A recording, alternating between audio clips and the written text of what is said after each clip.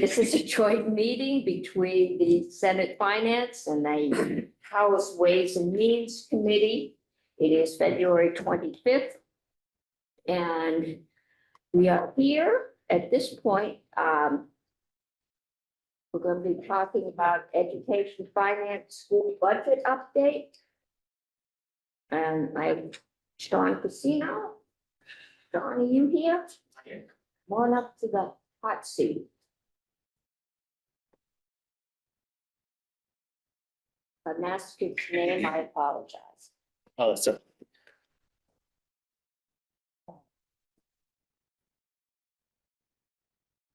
Hi, I'm Sean Kuzma from the Agency of Education, the interim CFO.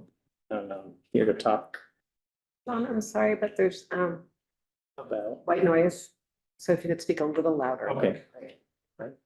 So Sean Kuzma from the AOE, here to talk about our school budget collections for FY 26. I think I need to share my screen.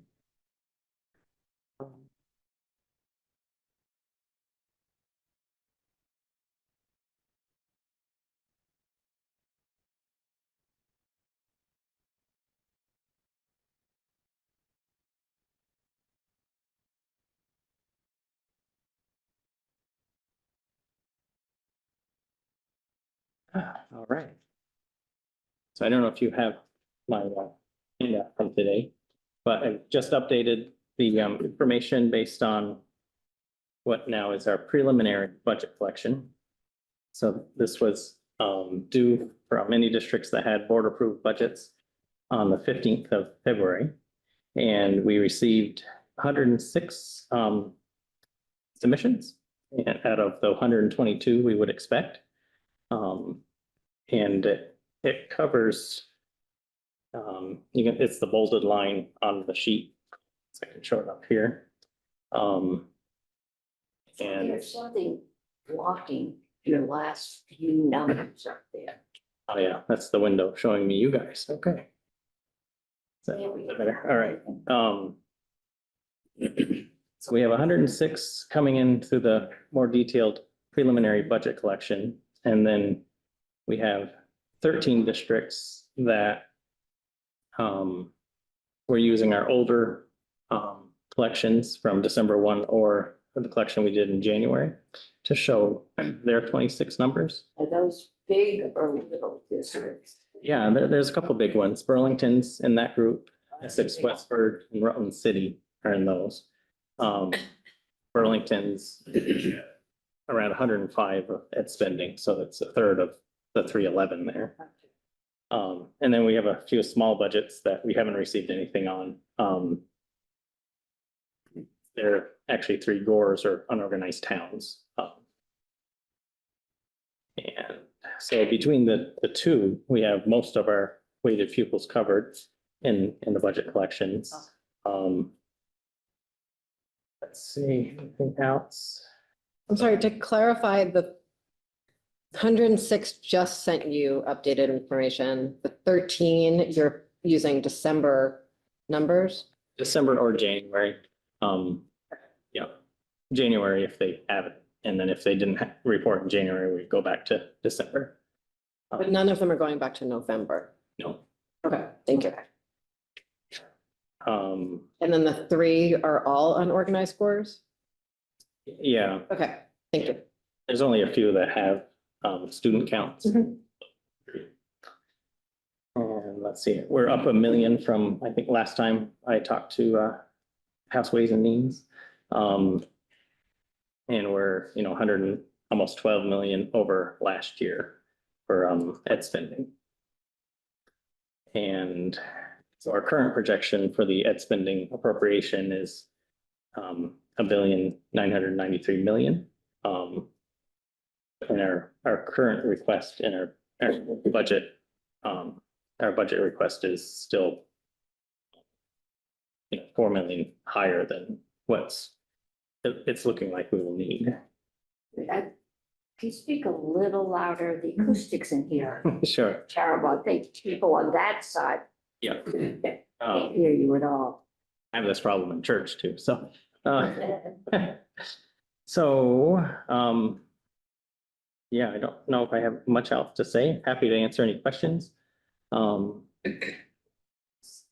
we're looking at a 5.95% increase overall, Yeah, where we're still under the 6%. so 6%. And when you say that the 1997 is your current FY26 request, is it because you imagine that 4 is still going to come in? That was just the number we had when we submitted our budget. Oh, okay. So, Because normally we don't look at that number, we look at sort of the updated number. Yeah. Okay. And that's what you're expecting us to do this year as well? yes, Okay. I think that's what Julia takes into Okay, consideration. great. I just wanted to make sure there wasn't sort of a change of protocol on your end. Yeah, That was- no, just, And I think last time you were here, we asked you about excess spending thresholds. yeah, I'm seeing. I think around 8. That sound right? You won't be able to see it, but, yeah, I think I'm seeing 8 over the threshold and so we collected exclusions, in the more detailed preliminary budget. So of the 106 that submitted, they also submitted exclusions. We're seeing 8 that are over the threshold. And what is the relative size of those 8 districts? They vary.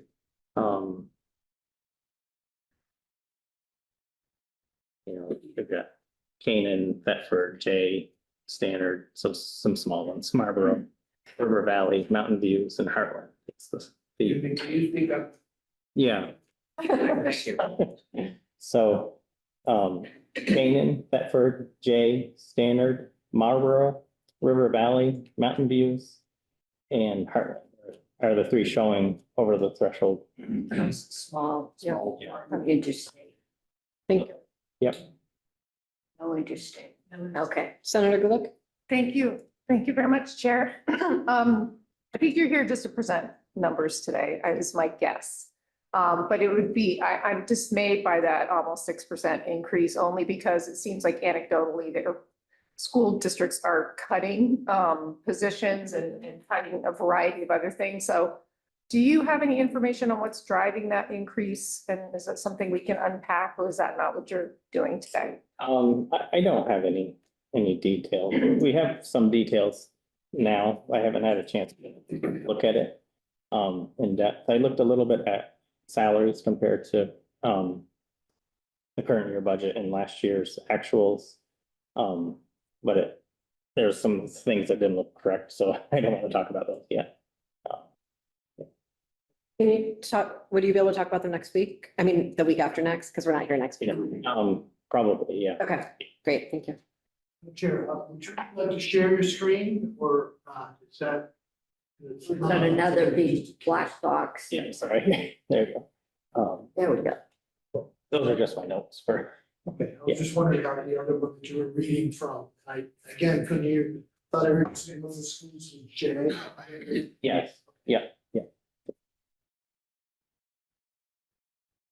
If you're able to send us to sort of update that document with that information after the meeting, we can repost it and then folks can have those at their notes. Okay. Thank you.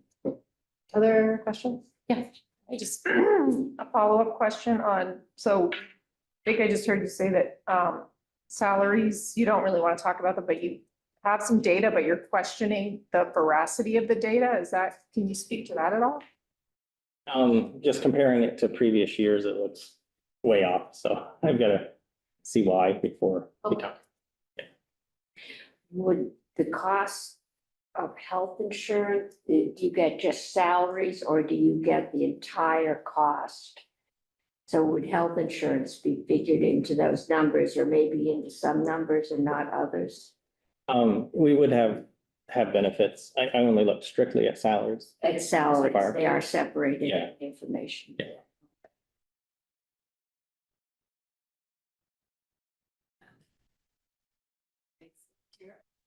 seen patterns in districts that are increasing spending this year? Like the sizes of the Okay. districts. Yeah, I think it'd be just going back to, Senator Felix' question. It's hard to evaluate what's happening if we don't have some of that texture. Mhm. And so it'd be interesting to know where you're seeing upward pressures and where you're seeing strong efforts to cut or contain. I don't know if you have the capacity within that to also track use of reserves. And what is remaining in terms of reserves after this year. I have to check in the revenues data we get to see if I can see, use of reserves, but. Yeah. Anyone else? Thank you so much, Sean. Really appreciate it. Julia, you want to join us? Sure. Thanks.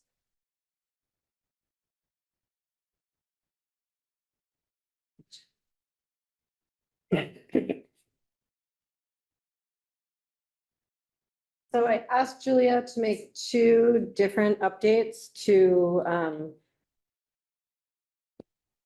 the education fund outlook for today. One, just to update the base numbers because we have new information, right? We do that all the time. And then generally, it's our practice to also add sort of a new modeling twist so we can get our heads around some impacts, right? So there's the updating the basic numbers and then there's updating the assumptions. And the assumptions that Julia updated on the outlook are, I'm not going to call them a proposal. It's really just to help us get our heads around what happens when we use different assumptions in the outlook, and Julia will talk us through it. Thank you. I'm Julia Richter with the Joint Fiscal Office. There is an Ed Fund Outlook posted, I believe, on both committee pages under my name. Would you like me to go ahead and share my screen? That would be great. Thanks. Okay. Is this loud enough? Yeah, I think we know that there's a lot of humming around.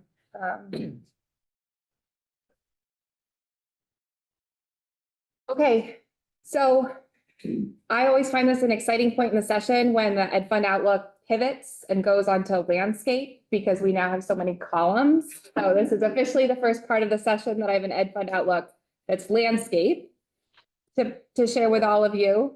So in terms of level setting, we know that the Ed Fund Outlook is a way of tracking the ins and outs of the education fund based off of the current data. Before getting into what all of these different columns mean, I'm going to flag a few updates that the chair mentioned. So since I last presented an Ed Fund Outlook, I believe 2 weeks ago, there have been two significant changes to the underlying data of the yield model. And these data changes are reflected in our columns D, E, and F, and we'll walk through what else is in those columns. But the data that's been changed is the school budget information that Sean just presented to all of you. You can see that change in the education payment reflected in line 11. The other piece is that the tax department has now shared the final equalized education grant list, EEGL. So that's also included in here. You'll note here in line I, where we have that statewide education grant list growth, that there's a slight decrease from the December 1st letter, which means that when we're solving for rates, all else equal, right? If what's being taxed, the value is going down, the rates need to go up a little bit to account for that decrease in anticipated growth. So level setting, what we're looking at here, should I just start walking through all of the columns? So we've got the A, B, and C. These are columns that should look very familiar to all of you. A, of course, is the lines, each line item. B, this is FY 2025, the House passed BAA.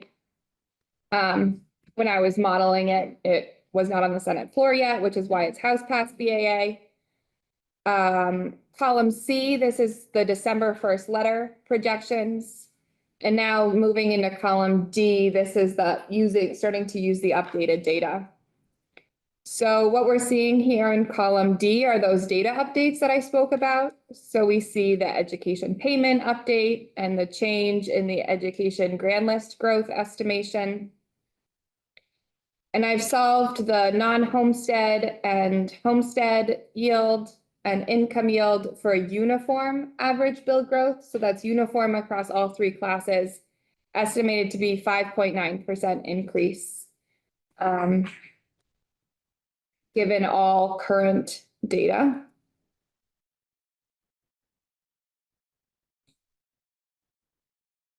Moving forward, Can I, from a math nerd standpoint, so on line A, if we're looking at the statewide adjustment down below on J, 71.7%, 72.4, what I'm trying to get to is taking the tax rate from 2025, increasing it by 5.95%, and then you're dividing by the adjustment on the bottom in order to get that rate. sorry, say that one more time. So the rate, if you look at 1.677 in line in column C, and then 1.671 in column D, is that a function of the adjustment at 71.7%? And if so, how are you getting to that number?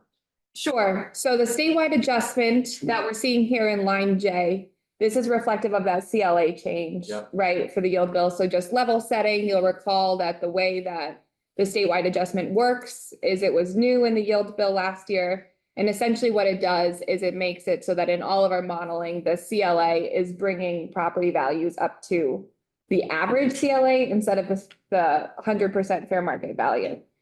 So when we were solving for a way to do the statewide adjustment so that the end result would be the same, there were a number of mathematical steps that we had to do. So part of that is we take that statewide adjustment and we use it to adjust the yield. We use it to adjust the discounts that were included in H850, that Act 127 transition. We use it to adjust the grand list that's included in the yield model. And essentially, we also use it in the CLAs that are applied to the equalized rates. So essentially what it's doing is it's adding the adjustment here in the numerator and there in the denominator. So at the very end, they cancel each other out. Just wondering if the adjustment was not made to 71.7, what would the 1.677 be equal to? Don't know off the top of my head, but I can get back to you on that. I'll do the math. Thanks.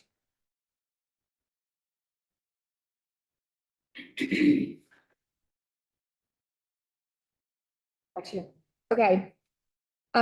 So that's what we're seeing here in column D, just those data updates, uniform bill change, still is that 5.9%, which is consistent with the December 1 letter. Column E, this is the same structure that I was asked to model last time, but just with the data updates. So what we're seeing here is, again, a uniform average bill change and using the one time of 77.2 million in general fund transfer for the purpose of uniformly lowering all three classes. So we see that 77.2 million in general fund here in line 8.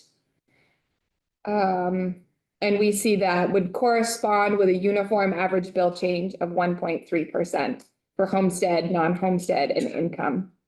Based off of our current assumptions, scrolling down to the bottom here, we see that that's essentially using up all unreserved, unallocated on the bottom line.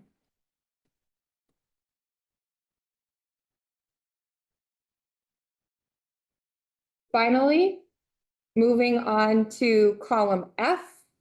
This is, as the chair mentioned, sort of the new modeling exercise I've included here, that I was asked to include here today. The structure of what we're looking at here is including that 77.2 million in general fund transfer. solving for a homestead yield and an income yield, so that the average bill change for homestead and income payers is 0%. You see that reflected in line G, but not changing the non-homestead rate that would be solved for without the general fund transfer. So you see that $784 corresponding with $784 in column D. So it'd be a no bill change for homestead and income and a 5.9% average bill change for non-homestead. That leaves additional dollars on the bottom line. And so I was asked to include the additional dollars on the bottom line into an additional reserve. So you can see the education transformation transition reserve here in line 39, and that there's 32 million put into it. That transfer is captured in line 30. Technically, I could have put in 32.72 million in the additional reserve, but I decided to keep it round. I remember we flirted last year with having a differential rate between non-homesteads and homesteads, but we didn't actually create a difference, but this is contemplating that. If I recall correctly, so I'm confirming, have we ever had a different homestead and non-homestead rate? Yeah, so to clarify, I know this is what you mean, but just in terms of vernacular, under all of these proposals, the homestead and non-homestead rates are differing. This is talking about the average bill change, which I think is what you are getting at. Have we ever had an average bill change that's not uniform across all three classes? Yes. Last year, it was modeled to be uniform of 13.8%. The one piece that was different across all three classes was there was that one-time bump in income sensitivity of 13% for the property tax credit. Oh, sorry, go ahead. I have a question for you, Madam Chair, but. Me, Madam Chair? or Yeah, the House Chair. Yes. Which is, I believe your committee is working on something about property reappraisals and the tax data Mm-hmm, based on a bill that we did 2 years ago. mm-hmm. Is that going to lead to the ability to differentiate within the non-homestead class of properties? So we have bill language right now that looks at creating more consistent grand list data around the state, which is, and then could be a first step in being able to differentiate amongst non-homestead classes, which has been something that's been requested for a very long time. Yes. And so we are beginning that work as part of the education transformation bill. But it's not going to be ready for next tax year. No, Got it. no, it will not. There's no way to apply that for FY '26. There's too much Too much to do. administrative doings. Okay. Yes. That's what I thought, but I wanted to see how close we were. And we're at we're early committee conversations on it. Okay. Thank you, Madam Chair. The Education Transformation Transition Reserve, I think it is what it says it is, maybe? That's all it is. That's all it is? It's like, there's no, I asked Julia to create this scenario and that's really as far, it's not a proposal. It's just a thought exercise. Okay, I would just, It could be used for whatever your Okay. imagination wants it to be oh, used for. okay, good, Yes. because what I was imagining it for, I wouldn't want it in the ed fund, that's all I will say for now. I think there's the reality, so if folks are sort of tracking the unexpected revenues in the education fund and unexpected revenues in the general fund over the last few years, there's less and less of it every year as we sort of come out of the pandemic revenue peak. And so our opportunities for one-time transfers without significant reductions in other general fund spending is becoming riskier and riskier. And so I think the idea is it's an acknowledgement that likely we are not going to magically fix everything this fiscal year and might need to be buying down rates next fiscal year as well. It wouldn't be to pay for AOE consultants or anything like that, if that's what you're wondering about. Yeah, that's absolutely a general fund expense. If we do anything, there's gonna be some ongoing Yes.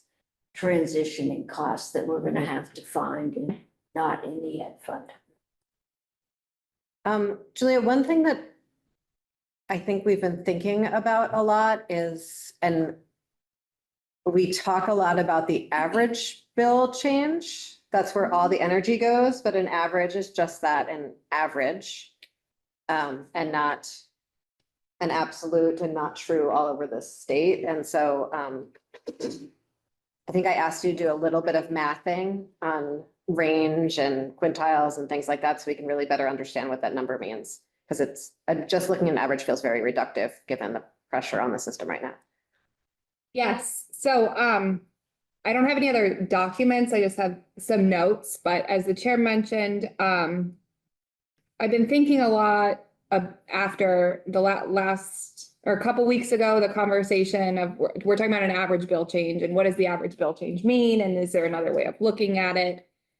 And how else could we look at it? So, so just sort of taking a step back and thinking about when we're looking at this line G here, the average percentage bill change compared to the prior year, what is that coming from? How are we calculating that? And essentially what we're doing is we're looking at the estimated appreciation growth year over year. We're looking at the number of parcels in each town and the estimated rate in that town, using that parcel count to weight the rate. We're looking at the prior year's weights. So essentially we're looking at a lot of different pieces of the education fund, tax bills and liabilities to calculate this sort of like weighted average bill change. One of the challenges when I was thinking about getting into a more nuanced or refined way of looking at the average is that we don't have a statewide reappraisal schedule. We don't have uniform grand list growth across the state. So when considering a bill, we need to consider appreciation and growth and rate changes. But I don't have a way of getting at a more refined value growth, only looking at the rates. So what I did do is went through the different scenarios here and thought it may be helpful to understand, at least when we're looking at the rates, sort of what the range of rates are. It's important to note that we are looking at a statewide average education grand list growth of 14.1%. And of course, looking at a rate is only one piece of a bill, right? The bill is the rate times the value of the property. But I have, so what I did is in solving each of these cases here, I looked at what the minimum was, the median, the maximum, and separated it also into quintiles of rates. So looking here at column D, so this was the data updates and the average uniform bill change of 5.9%. So if you were to go deep into, if I were to pull up my yield model on the screen here and we were to scroll through, what we would see would be, when looking across all towns, the minimum rate would be $1, right? These are equalized rates, and that makes sense because under statute, the minimum equalized rate is $1. The maximum rate for this column D would be $2.46. This is for homestead. Talking about a pretty wide range. The median would be $1.672. And interestingly, that's very close to the average homestead rate. So the median, we're looking at that middle rate across all towns, right? The average, that's a weighted average across towns. So we're getting at this, a way of looking at the average in two different ways, and they're quite similar. I do have the quintiles in front of me in case that's helpful, but I don't want to just read out a list of long numbers to the committee unless I'm asked to. I think Charlie wants the numbers. Okay. So in terms Maybe of other people do too. I just, made a. So, in terms of the face, okay. It is hard because I can't see everyone. Could we, no, because then you're way back from the camera and the mics. Oh, it's okay. So column D, quintiles, we've got the minimum of $1. We've got that quintile 1, so that's the up to 20% at $1.4809. Quintile 2, $1.612. Quintile 3, so that's up to the 60% of $1.6968. Quintile 4, $1.8177. And quintile 5 is that maximum at the, or that at the 100% of 246.03. And I did this exercise for E and F as well. And across all 3 of the columns, and I can go through them if that's helpful, the median rate is very similar to the average rate. So I know in the past, I've cautioned, I think in front of all of you, to interpret the average homestead property tax rate with a lot of caution because it is just an average. And it still is just an average, and it's an average that corresponds quite closely with the median, which is Strangely reassuring. helpful from a statistics perspective, at least for my own brain. Do you want me to go through columns E and F? I don't.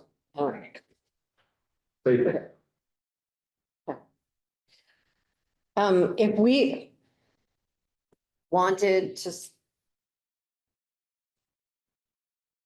I think this is really important information, and I want to make sure that we are using our very limited general fund dollars in it as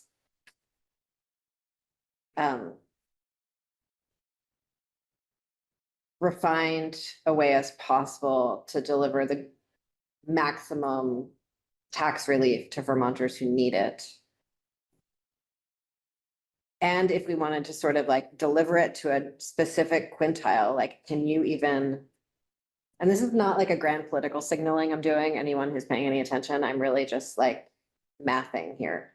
Do you have any ideas on that? Like, I think what we did last year around the extra percentage on the income yield was like a very, very clunky thing to do. I think it was necessary in the moment, but it was clunky.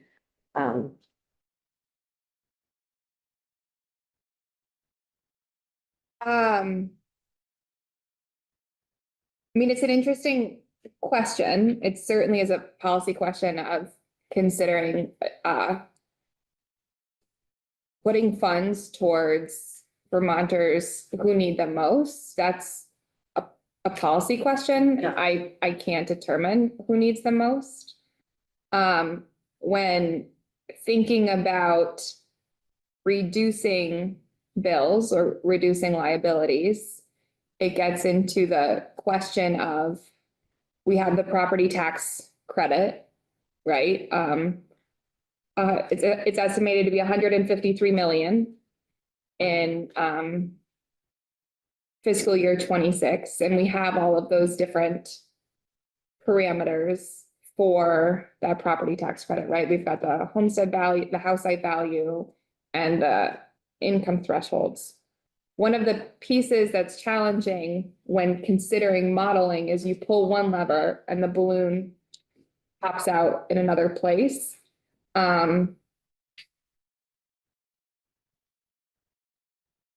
So thinking about sort of like the circularity of how that works, I think from my perspective, I would need significant guidance in terms of like where those dollars are trying to be funneled before being able to think about how and if the math could play out. My other just genuine question that I don't know the answer to is administratively, if the tax department could do more than like the 13% increase they did last year for the coming fiscal year, because we're talking about rates that are going out in July. And the property tax credit that's already been earned in 25 that's going out in 26. FY.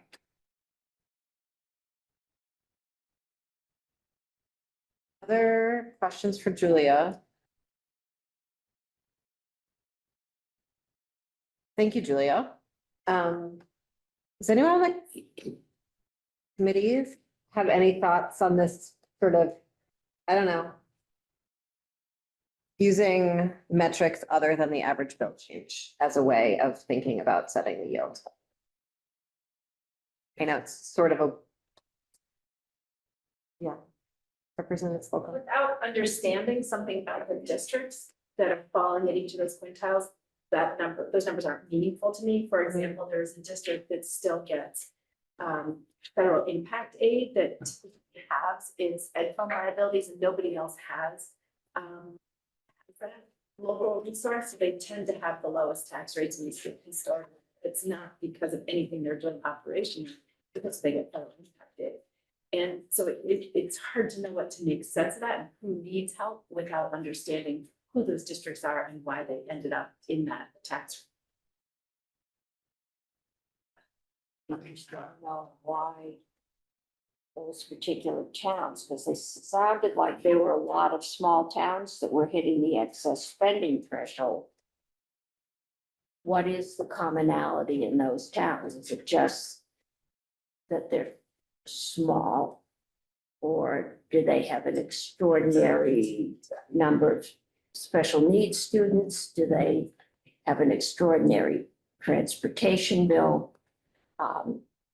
They aren't the ones you think of as hitting excess spending, or I don't know that they're the ones we want to target. Could be And I- decaying student population. I think we also don't know whether it's the districts in the top quintile are the ones who have hit the excess threshold. Right. Right, that's, I feel like calling children decaying is very, so very nervous about that. Representative Senator Bell. Sure. Thank you. I only associate decay with teeth.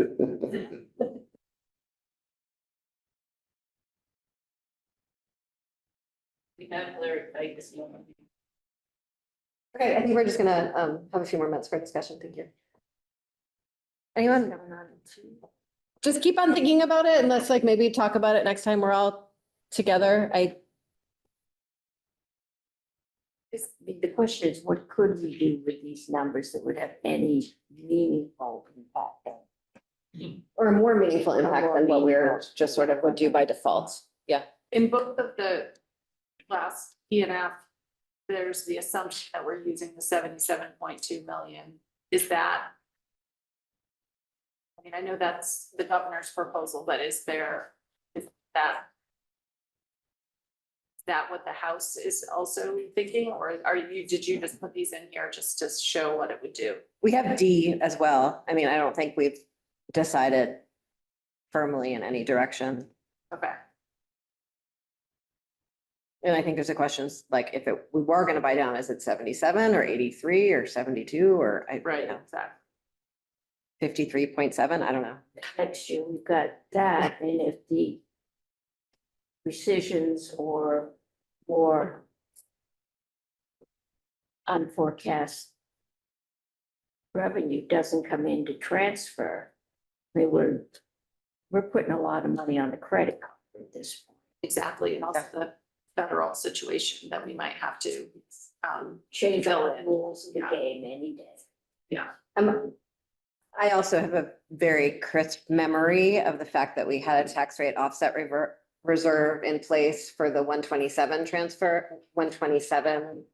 transition, and it was nowhere near sufficient to even make a dent in what we were trying to do that year. So scale, I think, is hard to get our heads around for some of this. Okay. I mean, the next proposal about column F is that giving homeowners, homestead owners relief in this year and then holding money in reserve to possibly use it in the second year as we bridge between what we think is the current state and the future state and the governor's proposal. That's kind of an elegant way to get that.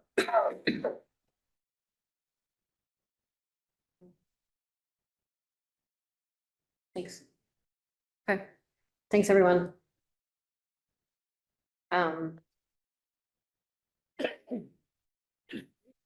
Yes, so let's take like a 3-minute break. Let's get, do you want to invite in Dr. Pikus?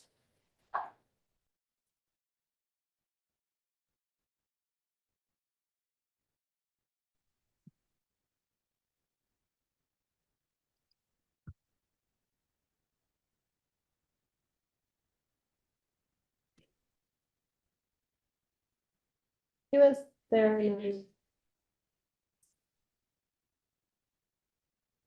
Dr. Pikus, are you there? Yes, I am. Sorry. Welcome. Thank you. Thanks for joining us. Very good to see you. Pleasure to be here, or on Zoom anyway. We'll count it as here. Thank you. As I'm sure you're aware, we have taken significant testimony and had many conversations about the governor's education transformation proposal. And many of those conversations are with APA Consulting. And they've shared with us their version of a foundation formula that's based on some of your work.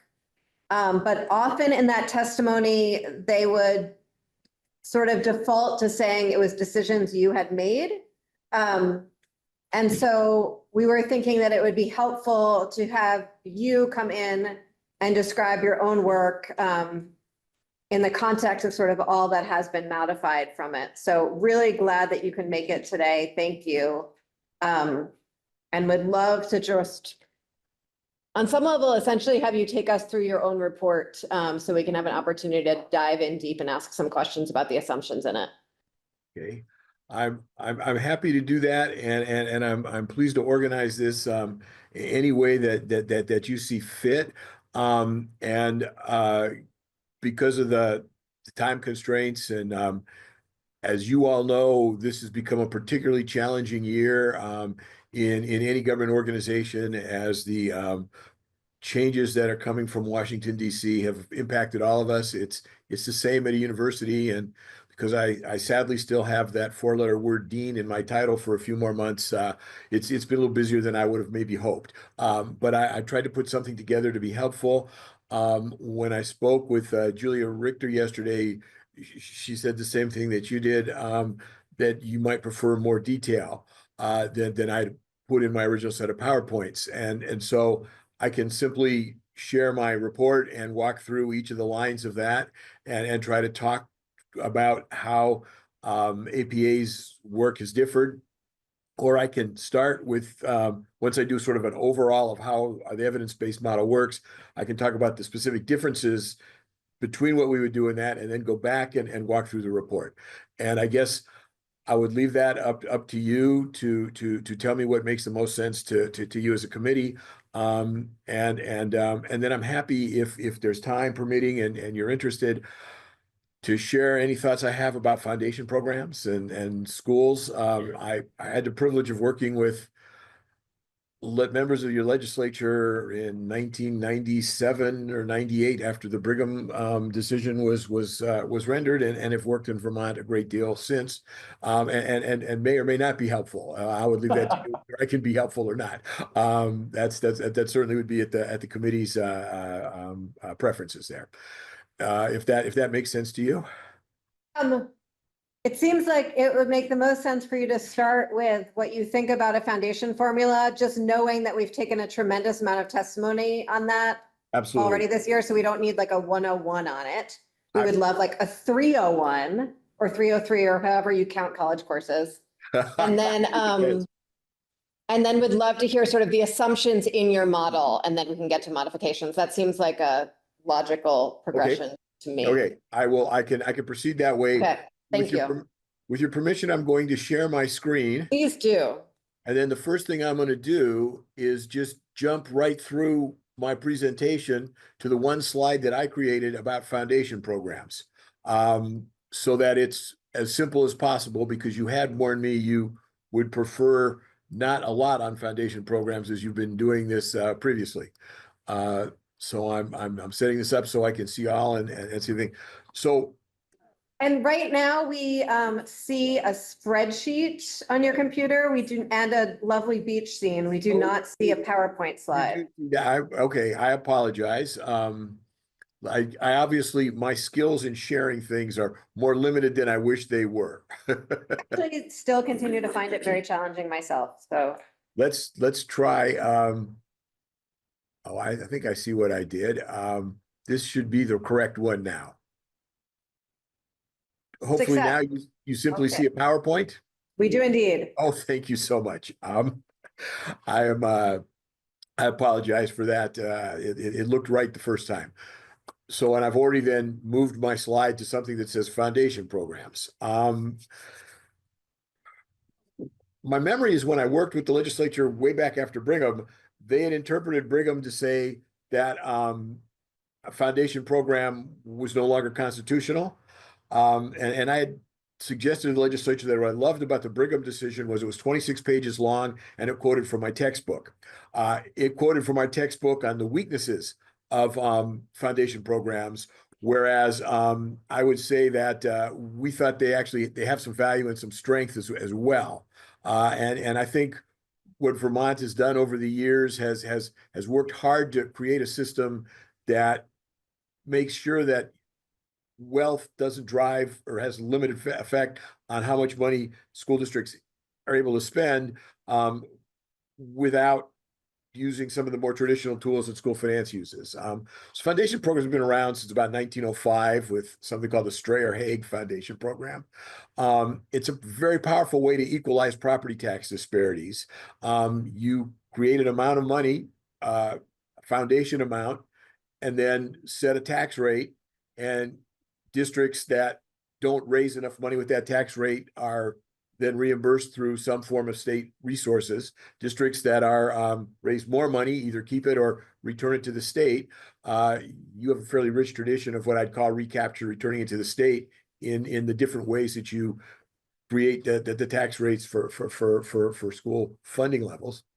And it's possible to use a tiered rate to say that you would equalize additional resources beyond the base foundation level that's equalized and in some cases not equalized. And in states that have gone to a third tier, if they've made it a high enough level, very few districts take advantage of those. And it's tended to make acceptance of these policies easier to put in place.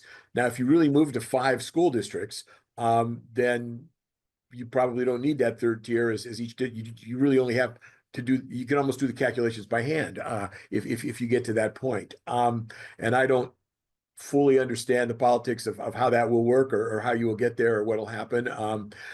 So I've made a career out of trying not to use the consolidation word in most of my work, and this is a very large, powerful suggestion to do so. I think the issue with the foundation program is you need to keep the funding level up. What's happened in most states, and what my memory of Brigham was, my memory of suits in most of the states I've worked at, is the state sets a foundation level and it doesn't keep up with the cost of education as defined. And then you run into the problem of everything falls behind and you run into legal trouble. So that seems to me to be the first challenge that you would face is ensuring over time that the adequacy that the funding level remains adequate. You also, I assume, Vermont's property taxes are income or means tested.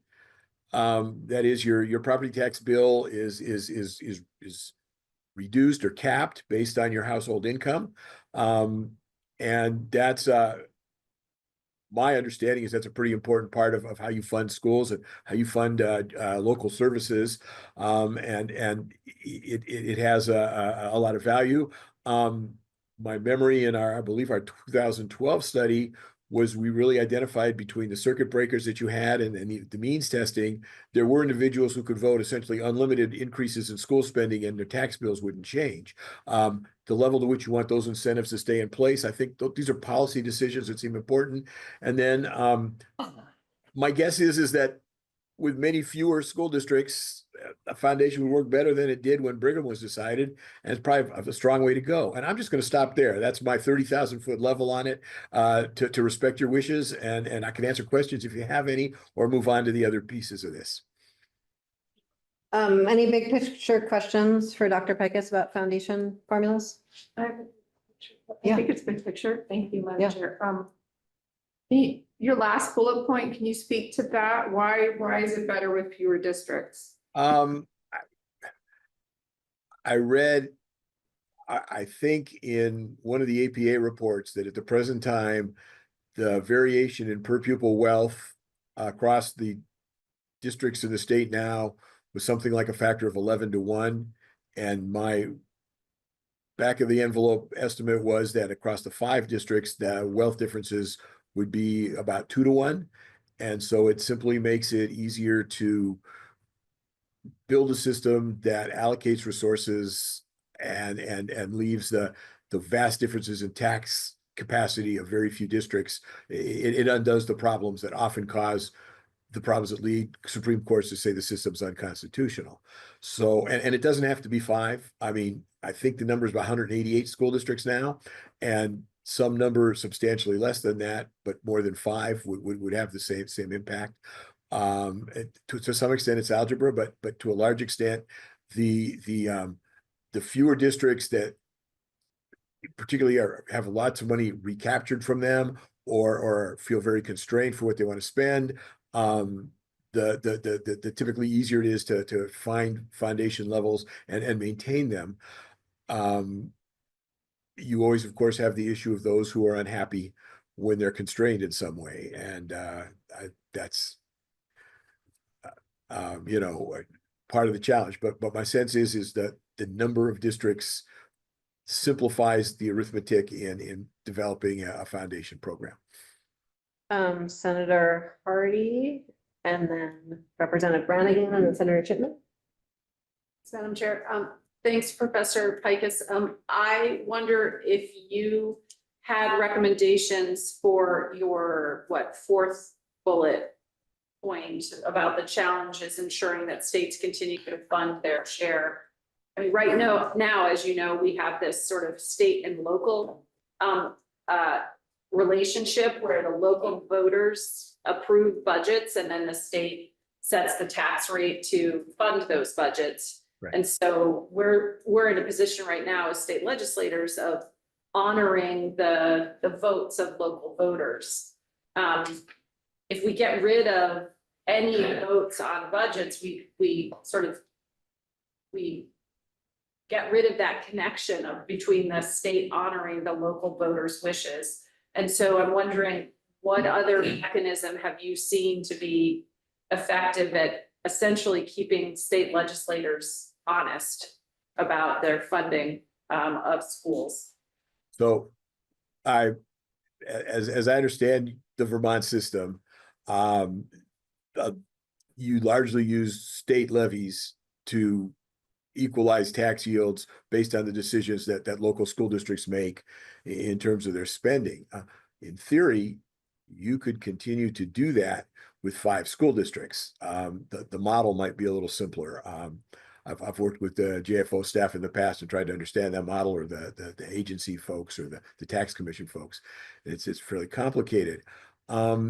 But there are other state funds that go into the education fund before all the money's distributed, as I understand it. I think I read $600 million last year, which is a large share of total spending.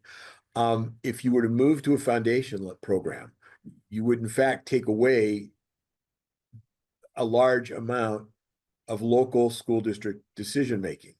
Now, one thing that might do is, if there are districts that want to spend less than the foundation level, and that's less than some level that's deemed adequate, you would force them to bring their spending up. And historically, it's turned out that the districts that, even when there's great amounts of equalization, still have the lowest spending are the districts with the lowest tax capacity to begin with. They spent low, they stay low, they just have lower taxes than they did before. And high wealth districts, even when you recapture money from them, continue to spend at high rates, even if they have to share tax revenues with other school districts. In a foundation program, the source of, if you will, the state's equalization revenue could easily come from a statewide property tax levy. And you could, the concept here is each of the X number of districts, let's call it 5, because that's what the proposal has, levy a tax rate of a certain amount, and then the state contributes additional money, whether it's raised through its own taxes or other ways. And as I read the report, exactly how that mechanism is going to work is what you've probably spent all your time talking about foundation programs with. And so I'm sure I'm not up to speed with the options that people and staff in Vermont have thought through. Can I interrupt you and sort of maybe reframe the question slightly? Certainly. What do other states do in order to protect themselves against sort of the political pressures to underfund foundation formulas in out years? Some do it better than others, but the key is the legislature and the governor has to make a commitment to raising the foundation levels. Many states have a cost of living adjustment. Other states have even put in things like mandate things that require that mandates be funded and added to the foundation program. But it's been a concern. The process that has worked in some states now is they require that the system be recalibrated on a regular basis. I say that a little bit carefully because that's also a full employment project for consultants like me, and I don't want to imply that that's what I think you should do. So it's finding processes to know what the level of expenditures should be, to have confidence that every student, every child in the state has an opportunity for the education you want them to have and meet the standards you've established for that. And you need to be vigilant at keeping up with what that number is. And it's a negotiation. That the challenge, of course, is different people have different views of what the right number is.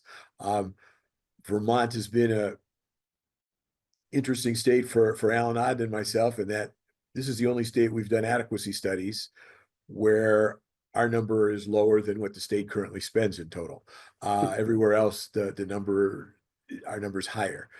So you at least would start, it seems, with if you believe our number is the correct number, you would start at an advantage. But you have, and the challenges come when the economy is weak and tax revenues are down. How do you continue to bring in those resources? Or when the economy's strong and you cut taxes, then when there's changes, you don't have the resources to do it. It's a problem every state faces, and then they get refixed with foundation programs or with court cases. But you have to have a system in place that forces the state to think about what that is. And there are probably 49 different approaches to do it. Thank you. Chair Cummings, do you want to jump in front of the line? No, we have You, okay, Representative good.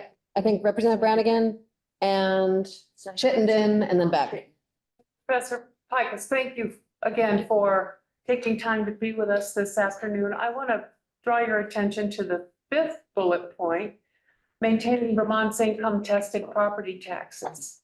So we've used property taxes for quite a while now in Vermont, and there is a lot of discussion over whether or not we should continue with property taxes or go to some other method. And here in Vermont, we're very rural, a lot of farmers, a lot of logging.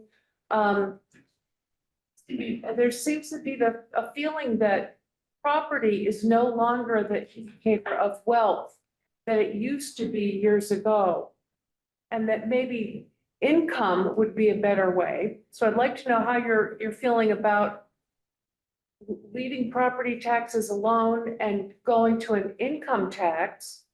Or also, Governor Scott has proposed a system where for people who own property but have low income, they would have some kind of plan where part of the value of their property could be forgiven and not taxed at all, in a way that's more beneficial than just this income sensitivity program. So what are your thoughts on that? Have you given it any time at all? What do you think? I think that I've thought about that as much as anything, when I think about Vermont school finance. And I think I helped, coordinate a program at some point. I did some work for previous governor and bringing a group of people together to talk about these things. In a group of economists who study school finance, we can always get a good argument as to whether what you have is a property tax that's income tested or an income tax that's collected through property tax systems. And I'm not sure which exactly it is. That said, it makes a great deal of sense to have a progressive tax system that asks people who have greater means to pay a higher proportion of their income in taxes, however you measure it. And there's no question, if you're measuring it based on income, the closer you come to actual income, the more accurate your measures will be.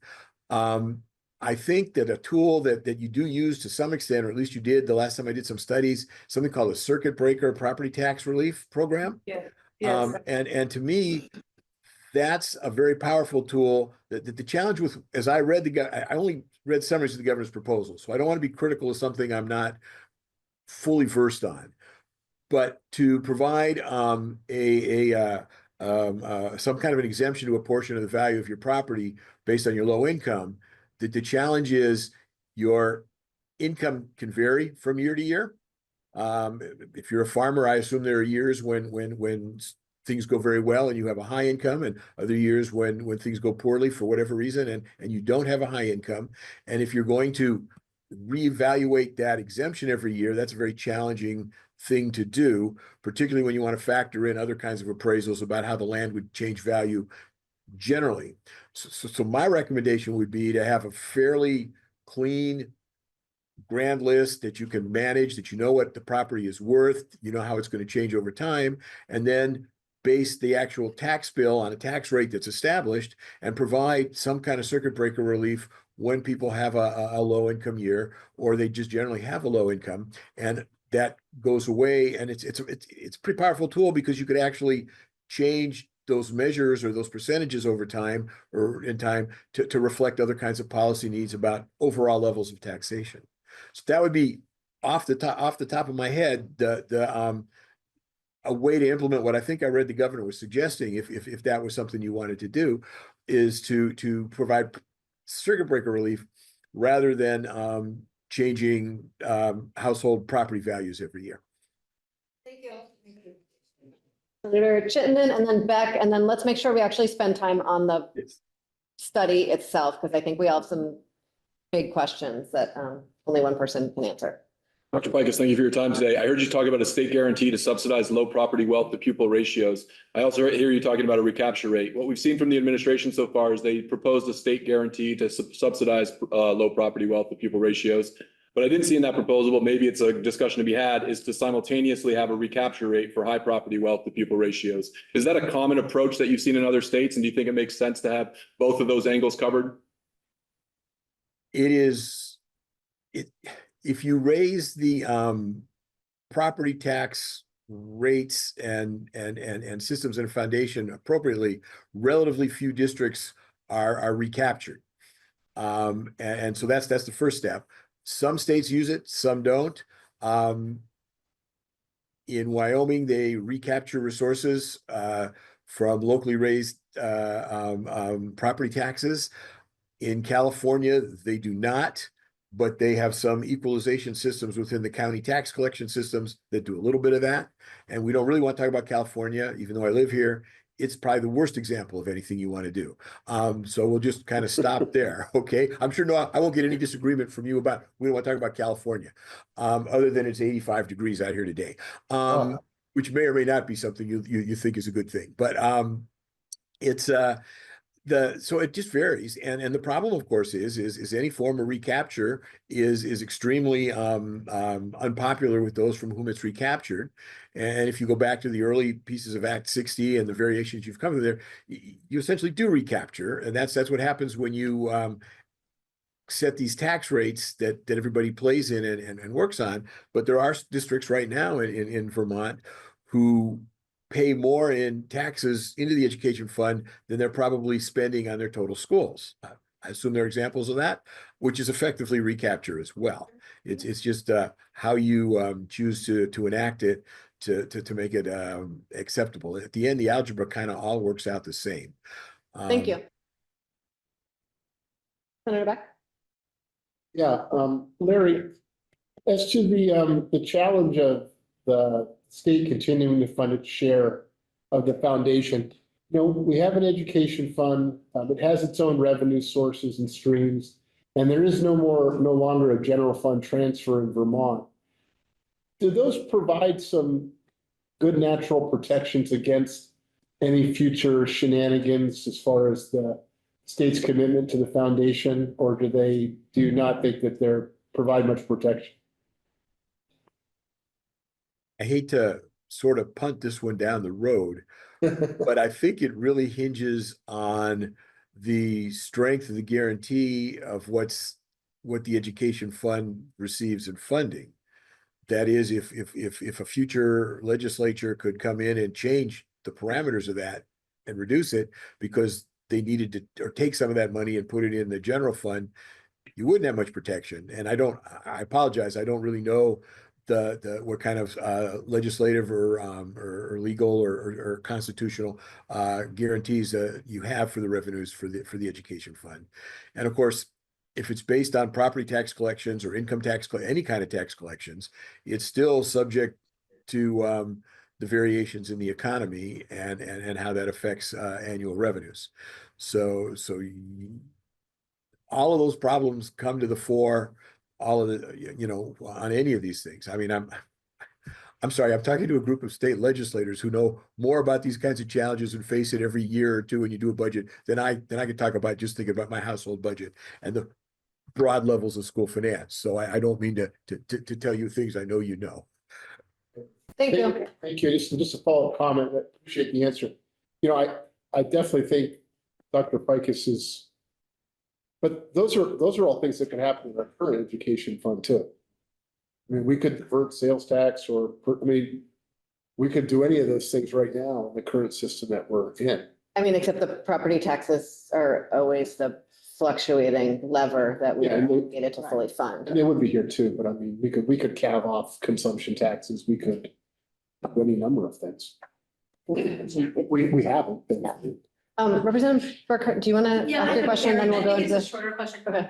So in Vermont, even though, thank you for being here.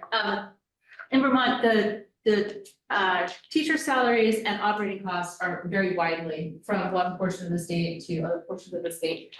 Have there been states that you've worked with that have successfully designed a foundation formula that addresses these differences in operating costs across the state? Can you ask me the last part of that question again? I'm not 100% sure I heard everything. Have you worked with any states that have had a similar disparity in operating costs from one part of the state to other parts of the state? And have they successfully designed a foundation formula that will work in that scenario? And if so, how have they done that? Well, of course, part of the purpose of a foundation program is to also limit the disparities in spending that exist. And then in some way, limit the decisions districts can make to go beyond the foundation level. That is, only equalize up to a certain point and force districts to fund it on their own after that. And you need to build the foundation level and the, if you will, the second tier of the system at high enough levels so that you don't have great disparities in spending as well. And then the question is the issue, everybody gets to spend what they want, but it's the wealth of the state that makes the difference, which is what I interpret Vermont to have done for the last 30 years almost. Or do you want to constrain the total amount that's spent in some way and say that you really have, you don't need that additional money, or you shouldn't have access to it, or the taxpayers don't want you to have access to that money? I would say that there's not a school district I know of, and again, California drastically constrains things, in part because we have constitutional limits on property taxes and things like that.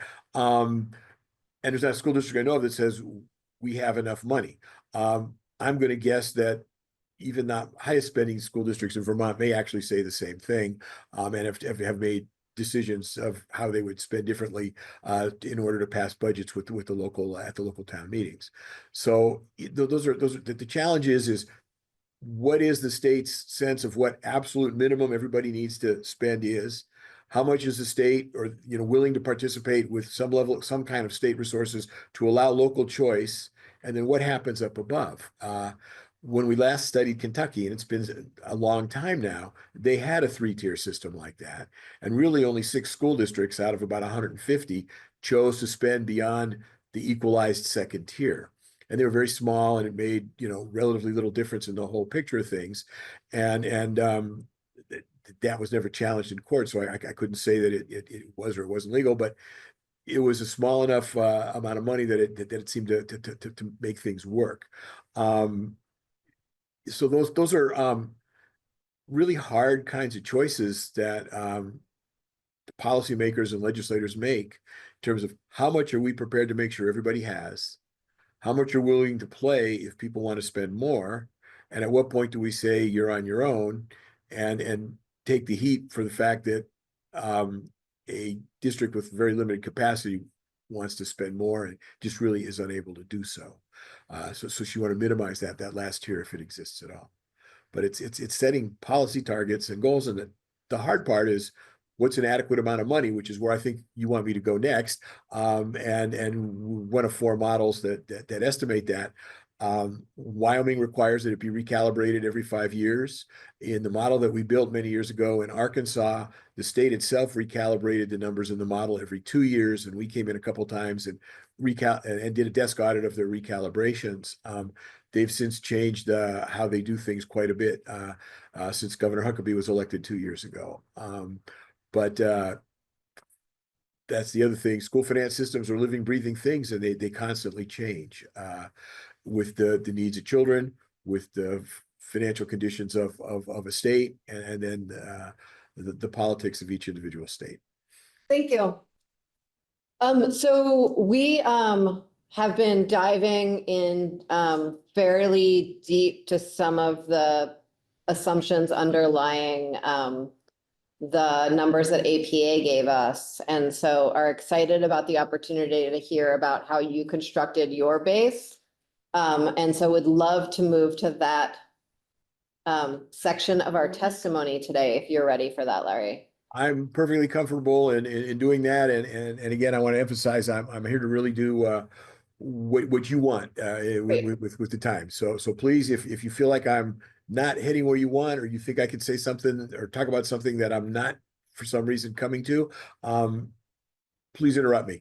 Thank you, I will. Good. I feel very comfortable with that.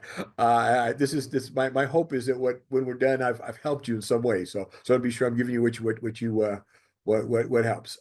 So adequacy is a concept that came out of a couple of school finance cases a long time ago in West Virginia and Kentucky. It found its way into the academic world at some point in the mid 1990s, when a guy named Bill Clune, who was working with a center that Alan Odd and I were running, that actually said this is what adequacy means, and we've been thinking through it since. But it boils down to how much money do you need, and that turns out to be a very hard question to answer. And getting agreement on what that number is very hard. And where it's easiest to get agreement was in a place like Wyoming, where the court said, figure out what that number is and pay for it. And they hired us, and we came in and told them what we thought the number was, and they paid for it. That's easier said than done in most states. And it may be undone with a court ruling that we're expecting soon in Wyoming as well. Anyway, there are 4 models that look at how to do this. 2 of them are the ones that are probably most in play in Vermont right now, because we do the evidence-based model, and the people who do what's called the professional judgment model mostly runs through APA. So, and we work with APA all the time now, because most states ask both methods get estimated and see where we go. In short, what we try to do in the evidence-based model is estimate the resources to provide all students an equal opportunity to meet your proficiency standards. We do that. Alan and I have been reading the education research for a combined 100 years. 55 for him, 45 for me, because I'm the kid on the block. We try to say, what does that research tell us about how you would organize a school to be successful? And that's admittedly our opinion of what that is. And we use current educational research, and that changes over time. So our model has changed over time. We use, if we can, we find experimental design research. If we don't have that, we look at quasi-experimental research. We look at studies of what's going on in schools and how schools have made these changes. The current press is just full this week of the so-called Mississippi reading miracle. And there's some stop in the funding for continuing that, and they're trying to show that it made a big difference. So there's always disagreements in these things. Once we get something like that, we then ask educators in the state to tell us what they think about it. Because for clarification, because you're talking about the Mississippi reading miracle, but my understanding that was funded by hundreds of millions of private dollars from outside their education funding formula. Am I missing something? it's been funded with a lot of money from the federal government, which ended this week, with some private donations. I'm not sure exactly what the mix of that is. And I think what's been amazing is reading scores in Mississippi have gone up, and the learning loss in the NAEP scores that came out was much less in Mississippi. And I think it's a very recent thing that those results have emerged. And I think there's a lot of researchers now trying to understand what they did. I think a lot of what our model is based on is we pretty much know how to help children learn. It's implementing it successfully, having teachers who are well qualified and trained, having leadership who can lead those teachers and make that work is of course, always where the challenge is actually doing it. And they've found some things to make it work in Mississippi. I don't have all the details of the program, but that's what has gone on, and it's particularly jumped to people's attention because it seemed to be working, and there's some worry that it may be cut back, and so we'll have to wait and see how that affects how people move forward. What I would say about the evidence-based model, if I could jump back to that, is that it's a dynamic model. It's changed over time, and we've been working on this since 2000, 2002. And it's changed. And we've done 2 adequacy studies in Vermont in the past as well. And in addition to the study that we're talking about here. Now, when we do this in its full blown, how are you going to do? Let me go back for a second. Well, we can leave it here. Adequacy study, evidence-based adequacy study. We've spent a year coming in and meeting with the legislative committees, the education committees, the interim committees every month, go through our model. We bring it in, we show it to the committee. Then all the stakeholders talk to the committee members. We come back and you all have questions that we try to answer. And we come to a sort of an agreement about what that model looks like and what it's going to cost on a school by school and district by district basis. And then we estimate that total cost and bring it forward. And then it goes through a legislative process to be implemented in the way that it is. And it's honestly rare. Sometimes it's just to calculate a number, if you will, like we're using here in Vermont. Other times it's a more detailed sort of a model that we've built that Wyoming uses literally to distribute money to every school district. And when they make a change, they actually expect me to certify that staff made the changes in the model correctly. So the range of those things vary quite a bit. The professional judgment model, which I don't think APA estimated in Vermont in the current time, They did not know. They talk to educators first, estimate costs, and come back. We've worked with APA in 4 or 5 states where we've then reconciled our models. And what you're seeing when APA makes its recommendations about how to change our model is essentially the compromise that we came to in some work, very similar to the compromises we came to in work we just finished in Colorado.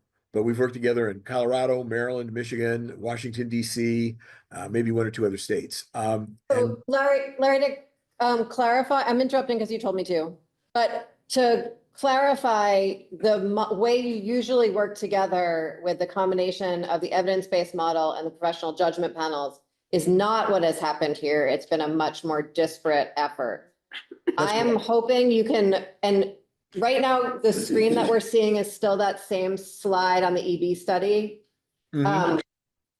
I would love if you could take us through your report and really like somewhere starting on like page 62, you get into how you, maybe it's 70, it's like right there in the core middle of the report. You get into how you built the base.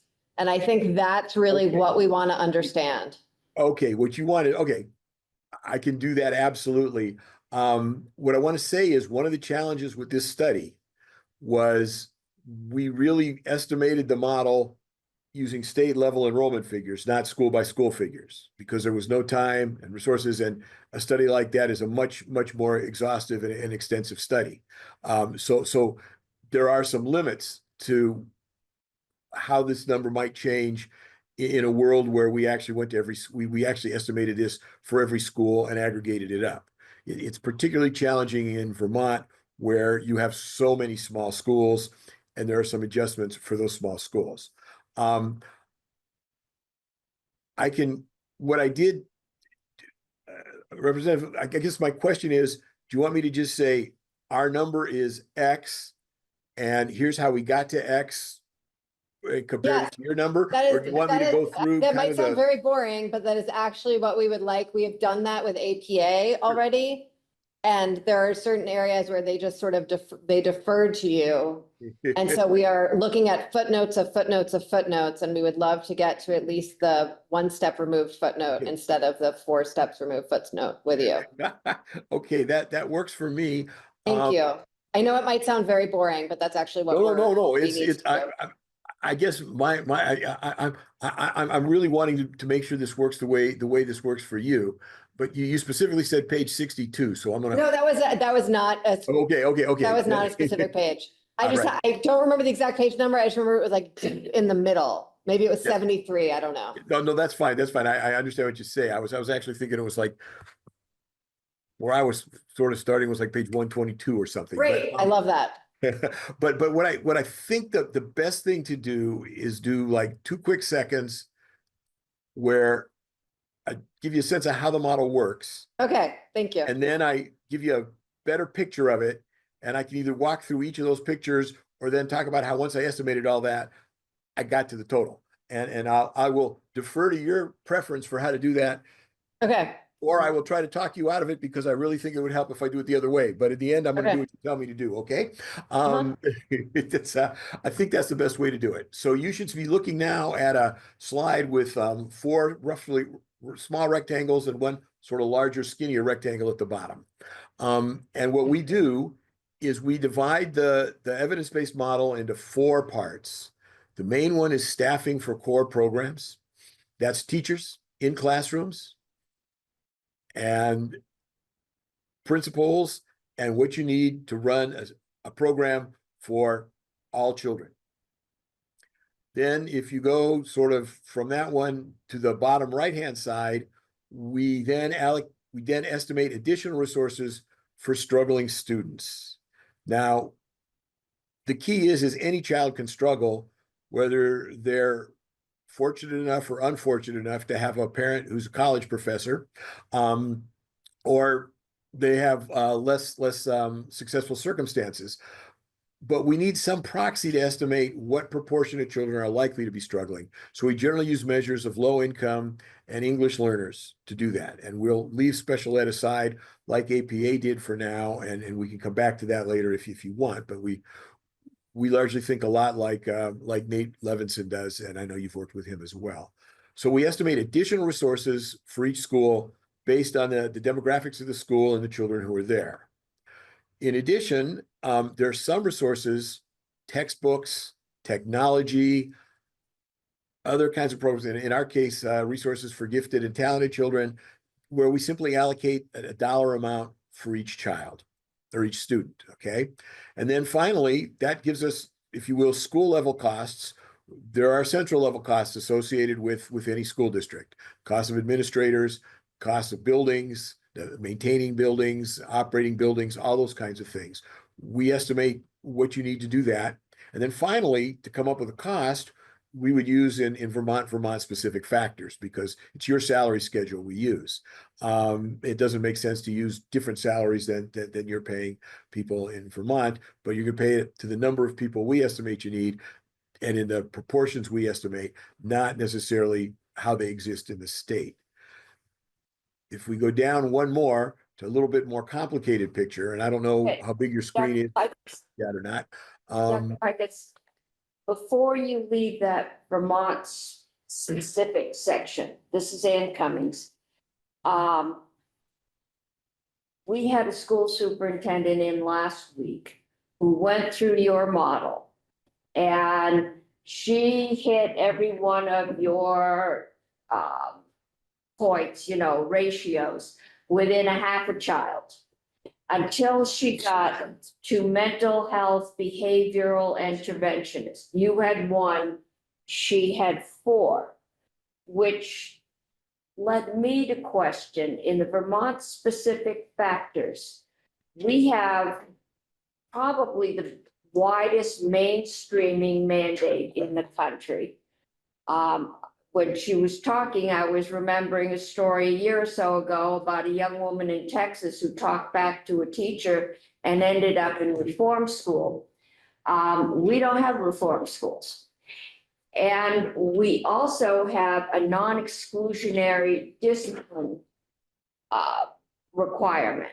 You have to come to school with kindling matches and a can of gasoline before you can be sent home before lunch.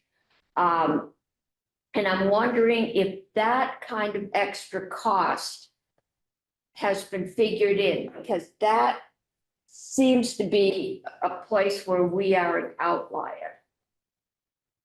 So the short answer is, in the study that we've put together for Vermont right now, those sort of costs aren't completely factored in.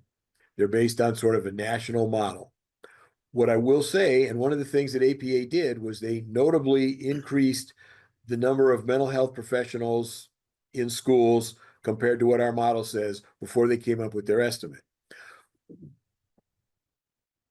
If I can be 100% honest with you, I think our number is low. I'm not sure that the number of 4 is the right number. It may be something less than that in my mind. We've done work when we were working, this is pre-COVID now, we worked in Wyoming, Michigan, Maryland, and Vermont. And in our professional judgment panels, we consistently heard there aren't enough mental health professionals. I think it's time for us to recognize that and move it up, although we haven't. Jason did move it up. Justin, excuse me, Jason is somebody else I work with, but Justin did move those numbers up, and we talked about it. I knew he was doing that when he did it to more reflect the need. Post-COVID, there's been an even greater expectation of a need for mental health professionals and counselors and individuals who do that work. And honestly, I would agree with you. I think that his number is a better number for a school than ours is. And I would not, when if I were to go through his changes to our model, that's what I would have said when I got to that particular topic, is that I think that makes some sense. So to the extent that APA thinks that their base number of, I think it was roughly $3,200 is better than our 11,400 and something. I think that's, I don't know what, at a minimum, it's somewhere between those two, but I'm not uncomfortable with the desire to have more, particularly in areas of mental health, if that answers your question.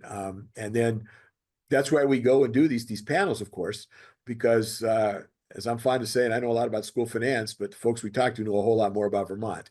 And so we come in to learn about that. So that's absolutely the case. The other thing is salary levels and other things. Where other questions come up is, you know, if two schools are located very close to each other and both have very, very small classes, are there efficiencies in having one school?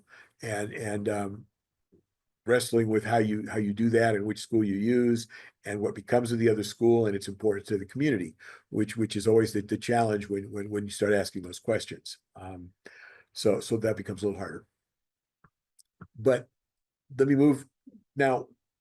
This is a, how shall we say, more detailed set of the same model, hopefully accurately color coded to the boxes I had on the previous slide. I am, as my colleagues tell me, I'm optically colorblind, so they don't always match, but I think we did okay here. And I can walk through each of these from this slide. I can also go into my report. There's a table that summarizes our recommendations for each of the bullets in these items. And I can talk about them as seems fit. And just Yeah, if walk we could through do that in the report, that would be really helpful. That's what I Thank was you. quite sure you were asking me to do, but so what I'm going to do is I'm very stubborn that way. it's okay. I'm I'm trying to be as responsive as I can. So when I'm not, Thank you. just keep after me. Okay. I will do my best. I'm gonna just get my Word document to the place I want to be. And then I'm gonna just, well, there, I can do it like this, and maybe we'll have some luck here. And I will then share. And let's see if I can get it right this time.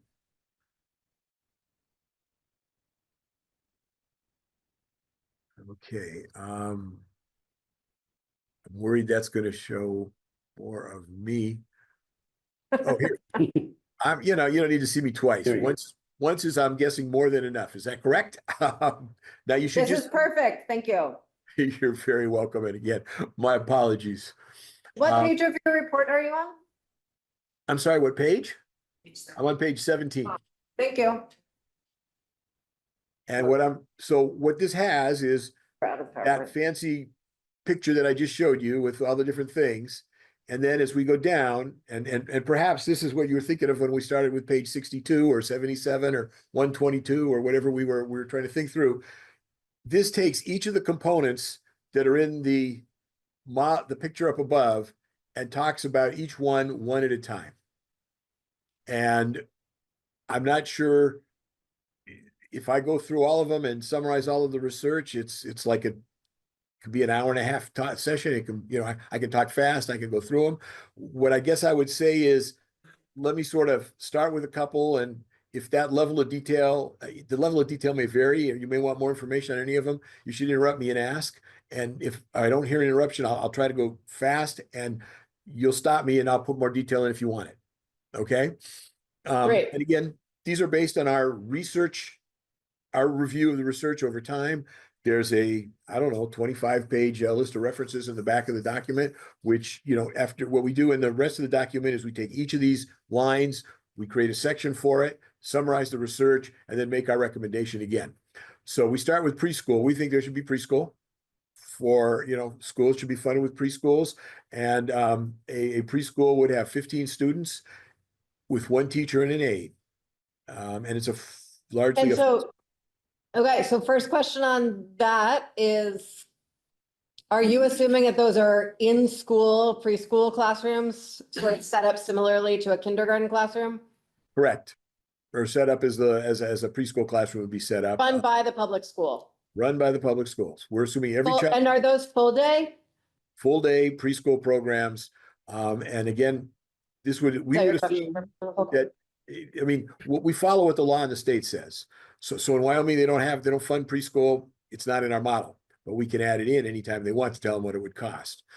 Here, I think we put it in, and you would have it. If you make it voluntary, the cost would come down some. And in our model summary, we actually separate the cost of a preschool program per child from the rest of the programs. And then we have a preschool weight of, it turns out to be 1.45, so that we understand what happens. And so we may have, I think, when we cost this all out, preschool was not included, but that's what we would recommend.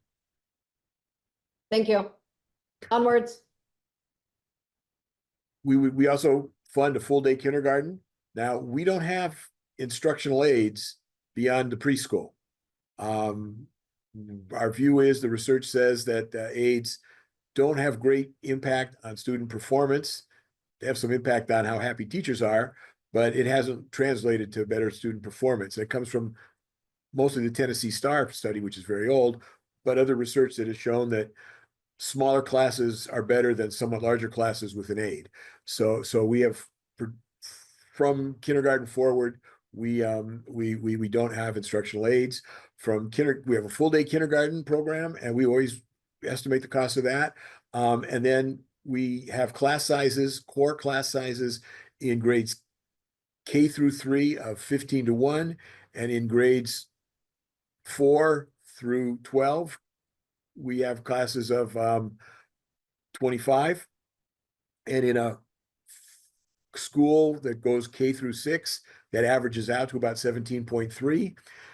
And we recognize that in most elementary schools, your classes are smaller than that. But I think that's a substantial part of why our costs are lower than what districts are currently spending. We then, teachers need time to collaborate. Teachers need time to prepare. Students also we believe very strongly, should have access to. Sorry, before we get to that, no one else seems to be asked. Anyone else, please feel free to raise your hands. In those class sizes, when you were figuring out the cost of that, how did you determine the cost of a teacher? We use the average salary of teachers from data we got from the Agency on Education. Do you know what year's average that was? It was probably, it's documented in the report. It's in the report? And I can, even if I turn my page here, it's pretty close to page 102. And I can go look it up if you like, before we break up, or send you a note on it afterwards. And do you usually use averages, or do you if you had more time to do this, would you look at ranges or medians or? We've used averages. Okay. The way we think about this, if you're a school district or you're even a principal in a large school assigning teachers, you just have so many teachers, and you honestly, for assigning where they go, it doesn't matter to you what that individual teacher costs. What's important is, if the model suggests your district should have 110 teachers, are there 110 teachers to be assigned, as we would think? And you would then have them at the average cost. Now, one thing that one state does is they actually then actually estimate, when they do this by district, how the district's, it's a little more complicated than this, but essentially how the district's average salary differs from the state's average salary, and they add or subtract money for that, which makes some sense, and I think would undergird your question there. It also really upsets all the districts that get money taken away. Yeah. So it's we use the average salary, and I would say where else we've done this, and districts have tried, or school districts have tried to do this, it tends to come pretty close to working. And then the benefit costs, was that from the same AOE data pool? We spoke with, I know that Catherine and Julia put us in touch with some people at the agency. The name that jumps out at me is Emily, and I apologize for not having a last name. And we talked through at length benefits and estimated things, and looked at what's going on with what they are. And we came to 36.1% based on an estimate of what the costs tend to be. And that, I think, also includes the money the state pays to the state retirement system for teachers, so that we know what the true cost of a teacher is. Okay, thank you. Absolutely. Senator Hardy? Yeah, I was just wondering how you adjust your model, or did you adjust your model for the realities of existing teacher contracts? Because we got some testimony, not only does that impact the salary and benefits levels, but also the staffing levels that some school districts have in their contract, levels of staffing, as particularly for instructional aides and things like that. So I'm wondering, were you just looking at sort of what you think based on your research is the right one, or a right model and staffing level, or in the sort of reality of how, what's been bargained? So we do not, I mean, we don't consider the implications of variable contracts and contracts that districts have, because if you wove sort of, if you said, okay, District A has a contract that has smaller class sizes than the model, and you gave that district funding for that, pretty soon every district would have a contract for that, and you'd have forced yourself into funding that. So we don't think that's really what this works. What we're trying to get is what is sort of the amount that should be available for each child across the state. And if districts choose to use it differently than we've actually proposed here, which is the case, you know, my guess is once we've come up with a number and a district gets X dollars, you're not going to mandate that they spend it exactly in the way and allocate the resources exactly in the way we do here. Part of that choice becomes how they've negotiated with the teachers in their past and how they would negotiate in the future to achieve the models or the pieces that appear to be working. And part of it is just their own choices as professionals as to how they want to use the resources they have. And the only place where that's been an interesting conversation is when school districts in Wyoming said they didn't feel that they had enough money. We argued we thought they did. We suggested to the state that the defense is to say, if they're not spending it like it's in the model, maybe they need to do that before they know whether it's adequate or not. And for 30 years, they didn't have another lawsuit. Then that changed too.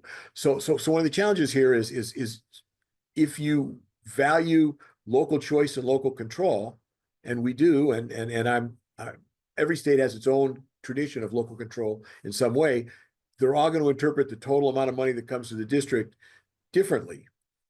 And again, if you have larger districts and schools get bigger than some of the very, very small schools that are, we try to provide extra costs for, a lot of this evens out. You're able to have a teacher per grade. You're able to have more, you know, the number of people doing the kinds of things we talk about they're doing, rather than having them teach regular classes. But it's, you know, even if there's 188 districts in Vermont and 246 schools or whatever the number is, one size fits all probably doesn't make sense. So, you know, all school administrators will come in with their concerns about why it won't work for them or what doesn't work for them or how it won't work for them. In Wyoming, where we've literally worked with them since 2005, so for 20 years, we still hear those things, but with a level of understanding of how this really is a function of the choices they want to make, not that they don't have the money. But it took 20 years to get there. So some of these things aren't going to just happen, you know, overnight with an allocation of resources, whatever that number might be. I think a concern on that is that if we miscalculate, say, the level of benefits, a lot of that being somewhat outside of our control once it's negotiated, and the cost of health insurance being somewhat out of our control and skyrocketing, we would wind up in a situation where schools would actually not have as many teachers as they might need to reach the educational outcomes we've been aiming for. And so we just want to be careful that we're calibrating this properly so we are not under-resourcing kids. I think that's a hugely important point. And the benefits, particularly medical benefits, which are the hugely expensive piece of this, they're the biggest data in retirement, but those are the two big ones. What we've typically done to estimate the cost of medical is to use the cost that the state pays for its own state employees. So they can tell me, the state can tell us how much they pay per employee for medical care. That's the number we put in. We apply that to the average salaries, and that's the percentage that falls out of it.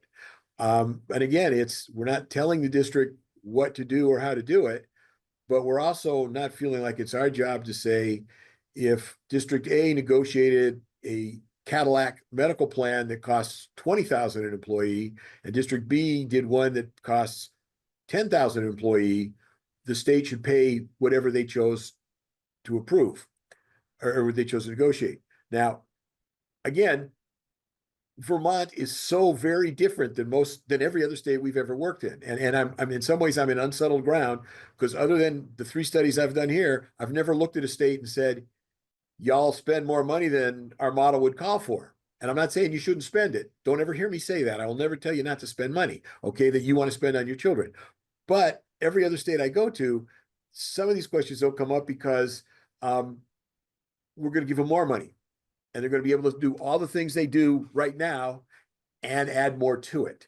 So this is it's a really kind of unsettled place to be, if you will. It's unsettled is the wrong word. It's kind of a good problem to have. You spend more than the model seems to think you call for. It's a different sort of challenge, but it causes my answers to sometimes be hard to think through, and you know, I'm sorry, it's just a little different, which makes the conversation fun. But I don't know. I don't have to make the final decisions like you do, so I understand why.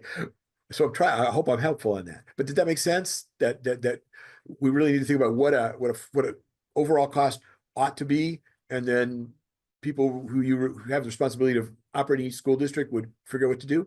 And in Vermont, of course, if the voters in your town say, yeah, spend more and give these things, then somehow you all come up with the money and do it. But this is like the only state that does it that way. And I think what's going on is you're fundamentally trying to change that a little bit. I think we That's a are. recommendation.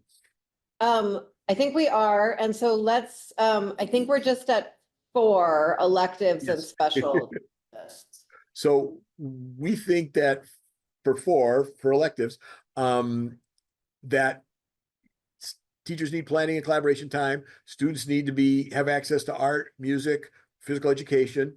And so you have additional teachers who can provide that for the children during the planning periods.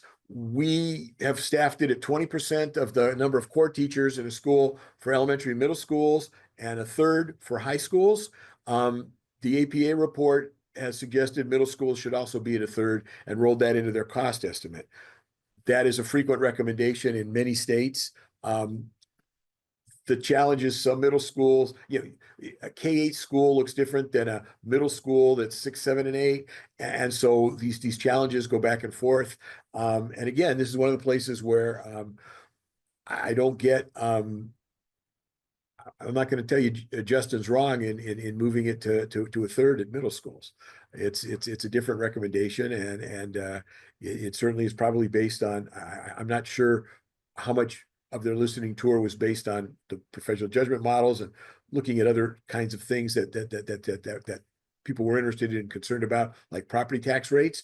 But those are our models to provide time for planning, collaboration, and liberal arts. And then the next step is coaches or tutors, instructional coaches is what we're really talking about. We sometimes call them facilitators in the early literature. And we have one coach for every 200 students, which is 1 for every 8 teachers, or a little maybe fewer than 8 teachers in the elementary schools. That's a lot of coaches. There's very few places that resource them at that level. But one of my colleagues, Jim Guthrie, used to argue that school finance adequacy wasn't rocket science, it was harder.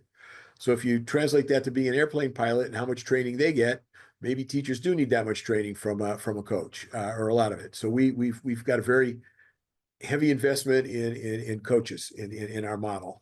And I don't think that that was changed again in the APA things. I'm trying to remember where their changes were. And if I miss one and somebody knows about it, by all means, jump in and ask me about it. We also think that you need tutors to help children who are struggling. There are lots of different models for how to help struggling children, but we think it's to really help children in the instruction that they're working on at a different time. So they get a double dose, if you will. So if Jane is not doing very well in chapter 3 of math, Jane goes, sees a tutor some other time during the day, like during PE or art or something, and gets instruction in exactly the same chapter 3 until she understands it. And then hopefully she comes in and she can do 4 and master 4 and go on. And somebody else comes and sees a tutor for chapter 4. Now that leads to, in some ways, fewer tutors than school districts want, because it doesn't assign Jane to that tutor all year, only until she's back up to speed. And she's always welcome to come back if she falls behind again. And it's that estimating that what it is.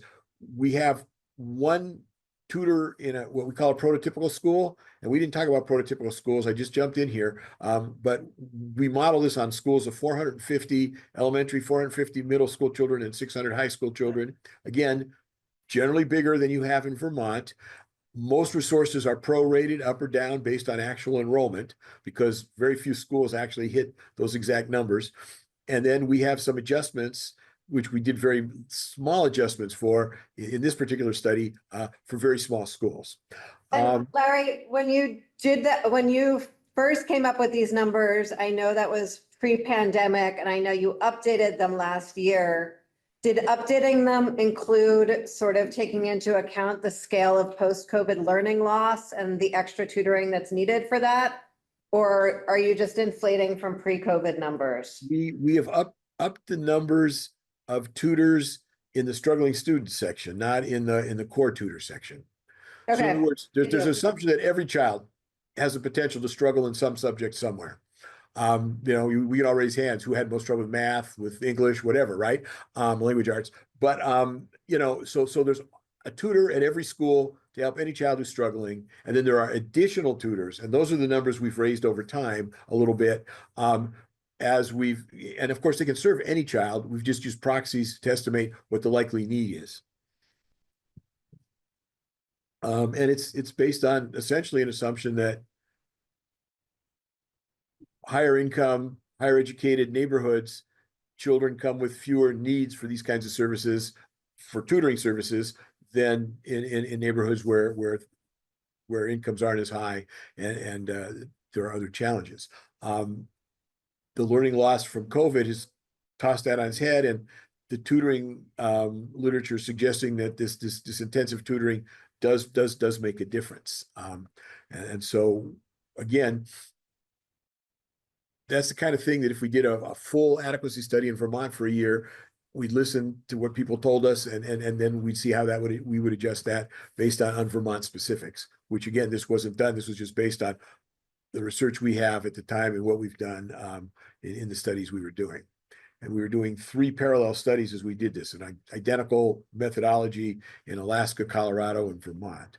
And this table looks almost identical in all 3 states, pending some kind of professional judgment.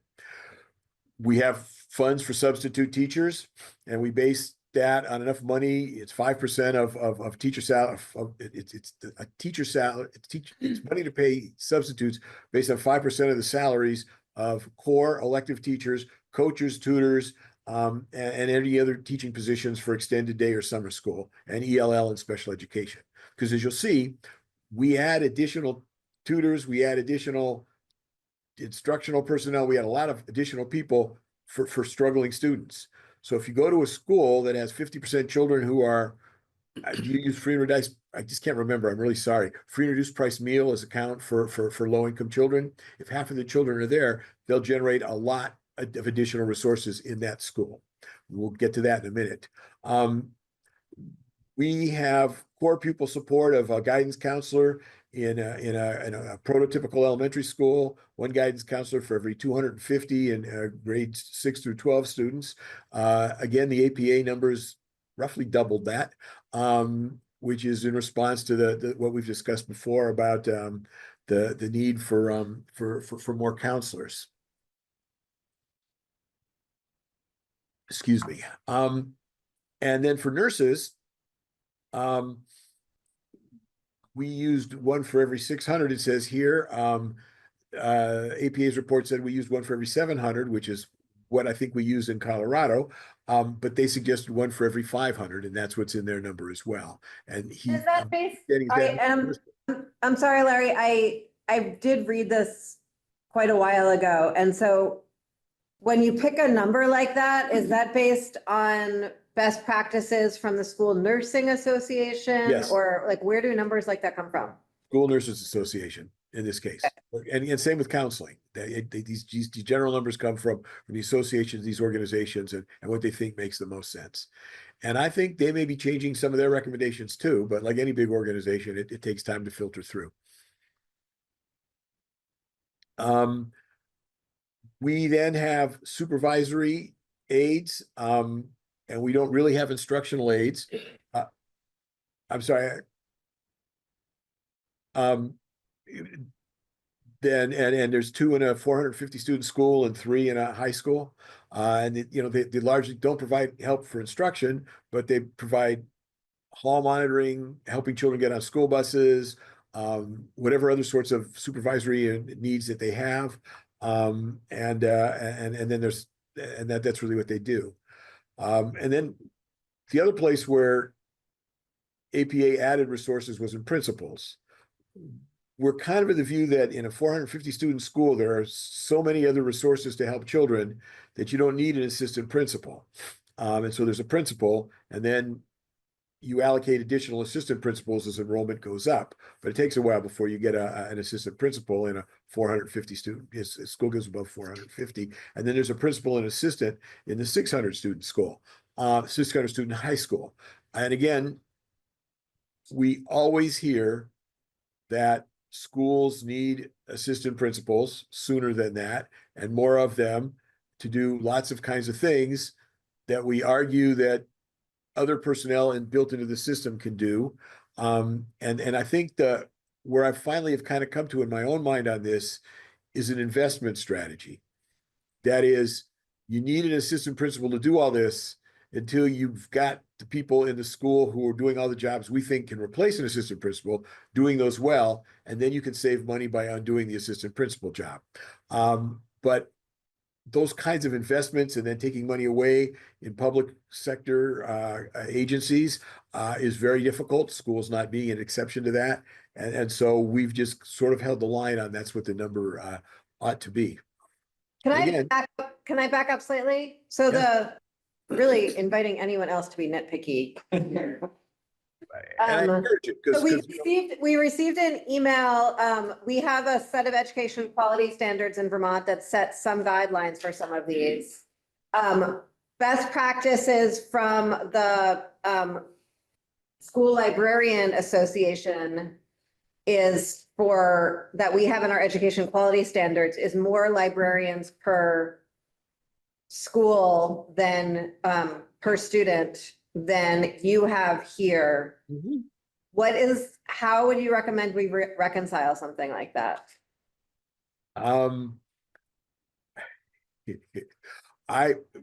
So we think we've gone with the national associations on these things.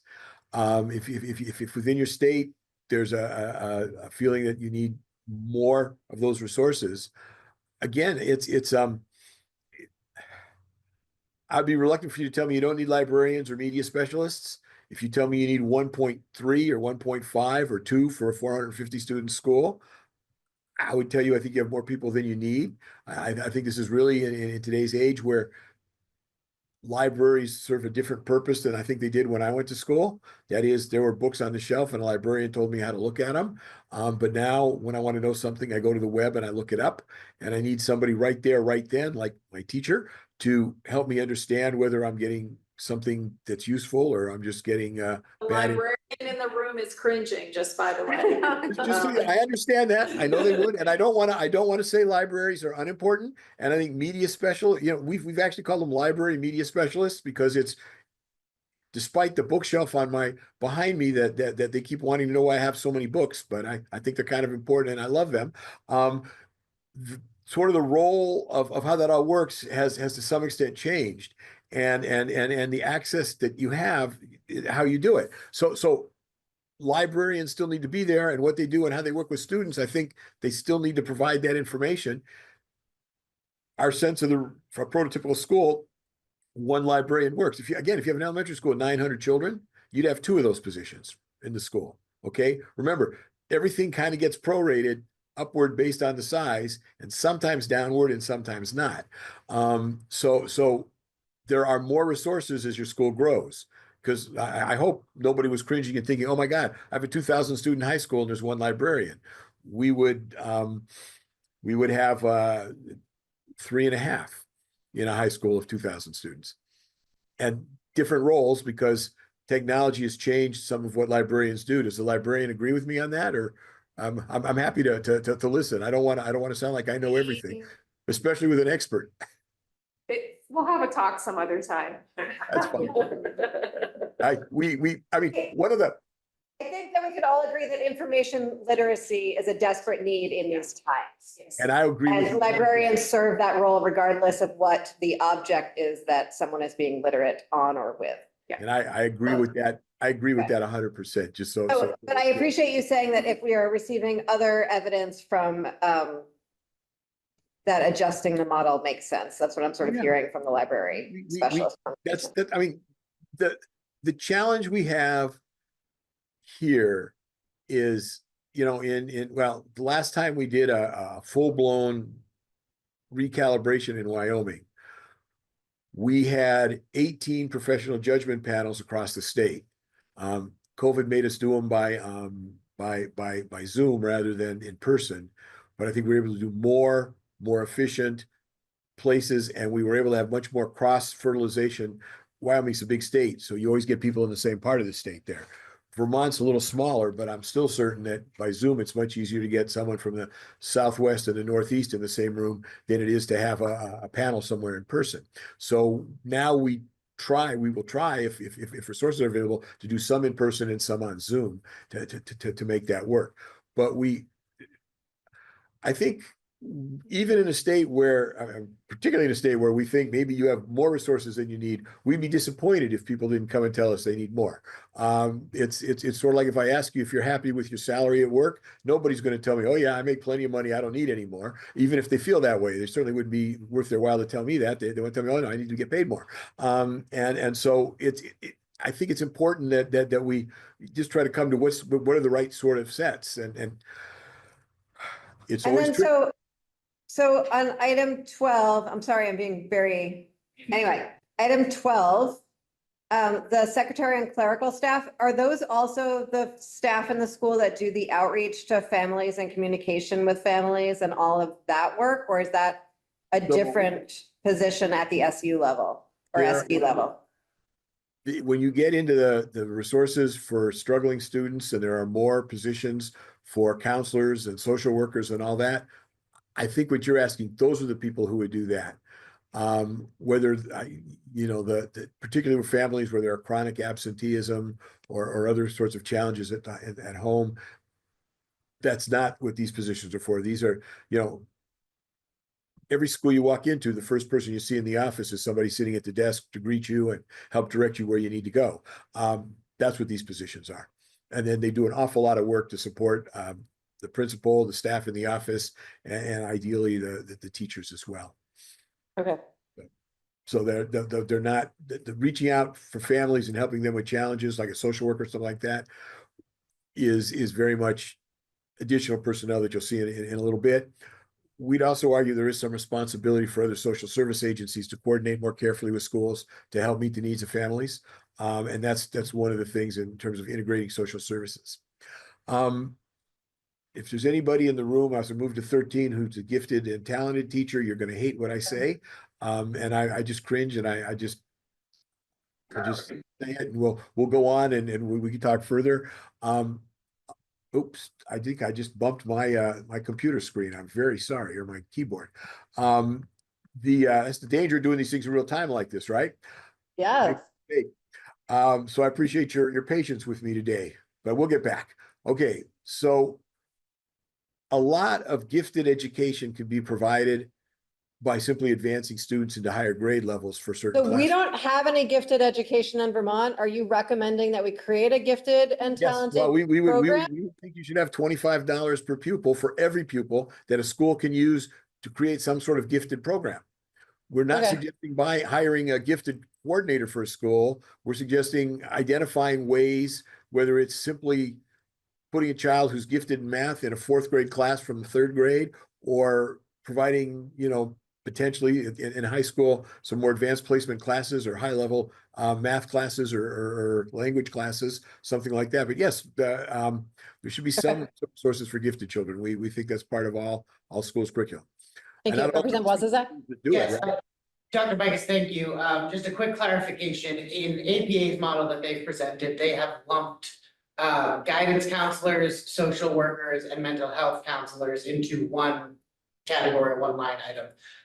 Did I understand you in saying that your model accounts for, yes, the guidance counselors, but does not account for specifically social workers and mental health counselors? And then your view is that those gaps should be filled by social service agencies, not through No, specific. I would say we do it exactly the same way they do. We generate, remember, they said specifically, they thought we had too few of those kinds of positions. We call them guidance counselors here, but they could be guidance counselors, social workers, whatever.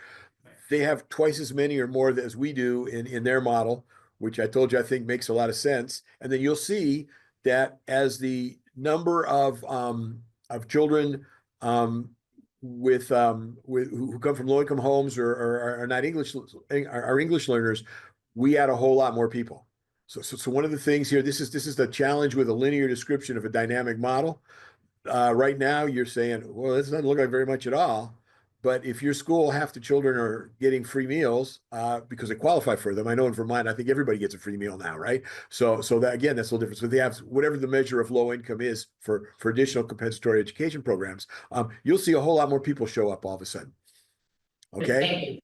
And again, we've like I think APA does, we've left it fairly fluid as to what those should be, because it may be guidance counselors at one school, but it may be social workers at another school, and it may be parent outreach or family outreach at a third, although that may be really what a social worker is. So again, there's no way on earth I can tell every school in Vermont what they need and cost that out, or I can only provide enough resources so they can figure out what they need and hopefully have enough to meet every child's need.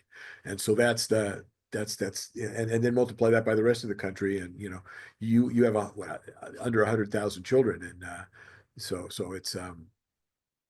it's different. I live in a school district with 560,000 children, so it's more than live in Vermont, right? No, not quite. Not quite. I think you have more than 560, but it's a large number of children. So it's we can't tell what every school needs from that. We then put a lot of money into professional development. We believe that one of the ways you get more money for teachers is that you give them 10 more days of work. So if you have a 180-day school year, we'd say you need a 200-day school year, and you spend 10 more days doing professional development before or maybe a little bit after the school year ends. So before the school year or after the school year. And then you provide some actual money per student to hire trainers who actually, outside consultants, if you will. You better help them. It could be internal state consultants understand and improve instruction and learning. So in some ways, if we follow the model all the way through, we do actually raise salaries a little bit for teachers. And I think that's part of why I was surprised when I put into my model the $5,000 per teacher, and it was teachers and tutors. Didn't seem to spend as much money as I thought it would. It's in part because we probably already had additional money factored in for additional time for teachers. That's in there already. And then we have estimates of money for instructional materials, which we adjust and adapt and look at as we go along. And that money it grows over time, but as we have more technology involved, it doesn't always grow as fast as, say, things like inflation or other sorts of things. It just depends on how much you have to pay for digital resources. If you buy a digital textbook, it probably costs the same as a paper textbook, but it can be changed more often, and it's easier to replace, if you will. So there's those kinds of pieces go into it. We then have resources for internal testing. This is mostly money for testing to test how children are doing, as opposed to the state standardized testing, which is really part of this the state's costs of things. We have yes. Hi, Representative Kimball. On your next line, the 250 per pupil, we dug into that number a little bit more and trying to understand what you thought was evidence-based for computer usage by students. And I think it was like $74 per computer, but that was shared amongst 3 students. So try to help us understand, because we think there's more of a one-to-one relationship between students and computers. And $74 is a cheap computer. So wondering where you buy them. Representative, thank you very much. It was based on sort of old Chromebooks that still you can find, but are much harder to use. So those numbers may be a little low on the cost of computers. Moreover, since COVID, I don't think anybody has 1 to 3 computing anymore. And this is a battle that goes on inside of our offices where Alan jumps up and down and says, well, the research says they don't really need their own computers. And I said, what are they going to do on snow days? Okay. Because now you can try to teach or have some sort of access if they all have a computer and if it's connected to the internet. Somewhere in the recommendations, we say that if you're going to use 1-to-1, this cost goes up to $350 per pupil. And remember, $74, let's multiply that by 3, $225. That's for a third of the number of computers you need every year. That is, a computer lasts 3 years. So if you buy a computer and you only buy a third of them every year, it wasn't $225, it was really $750 a computer, which becomes a number that actually does buy a lot of computers at schools. So it's a temporal thing as well. That also included like software and also network and all that kind of And stuff. that's also included to some extent in the instructional materials, software and such. The big place where we always get hammered on this, it's probably more in the central resources, is enough money for technicians to fix machines and enough money for security, which has become, cybersecurity has just become a huge expense in school districts, and this probably underestimates that as well. Okay, I guess if I can't share the faults in my model with you, I'm not really doing my job very well. I have a guy I work with who, the next time we have a big study, we're going to try to get him to come in and help us re-estimate all of these numbers as well. And so, again, one of the problems is Catherine called and we did a study in 2 months. It's different than sort of a year-long big study where we talk to people and we bring in a lot of other consultants and really work through a lot of questions. Like we've always held the position to go off trail just a little. School lunch should be self-supporting. And then we don't include it in here because the children who qualify for it, the feds pay for it. I was really fascinated by the way the report read. I think it was I try to read the Vermont Digger every day and at least look at the education. Oh, wow. Well, if I'm working with you guys, if it feels like if I just have some sense of what's going on, I have a little bit of an idea. And so I've tried to keep up with it. Plus, one of my colleagues here grew up in Vermont. His father was a past president of Middlebury College, and so we like to talk about Vermont sometimes. Anyway, it seemed to suggest that if you took away, maybe it was the report. It was a combination of that and the report that APA did that said if you undid the universal meals, it would save $18 million, but it would lose almost $17 million in federal money, and maybe it was the $2 million difference. But that was a whole different equation than just saving $18 million, right? If you lost federal money as well.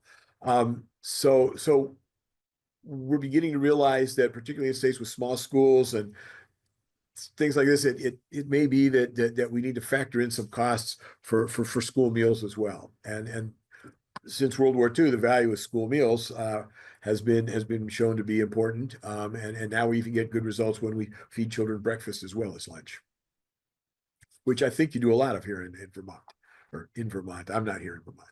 All right, so so think of the technology and equipment number as $350 per pupil, and that adds 10 million to the total cost of our model from what shows on the standard start page.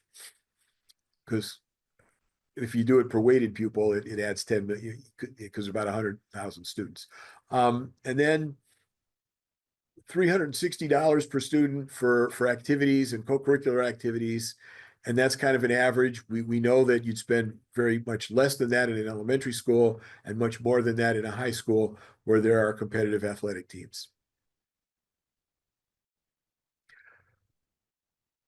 I am not going to go through the details of the calculations for operations and maintenance, only because they're really messy. But basically, we think of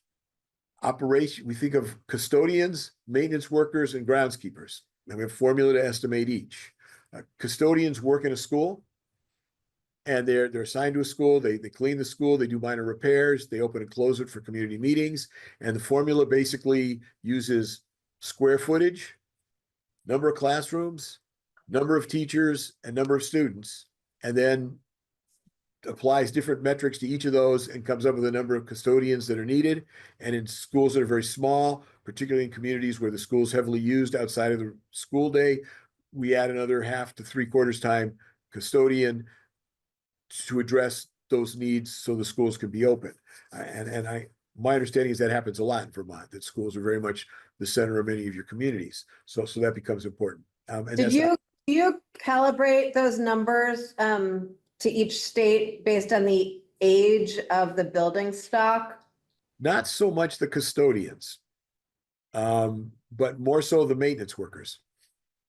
Because maintenance workers are the people who fix big things, okay? You need to replace a gasket in a sink, custodian ought to be able to do that. And the likelihood of that happening isn't necessarily a function of the age of the school.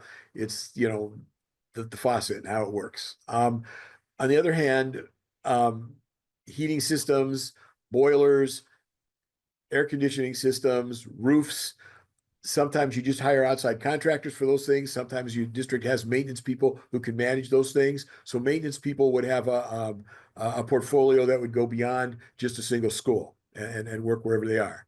And it varies.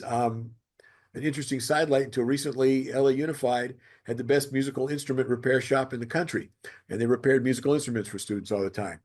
Most school districts don't do that. They find other places to do those things.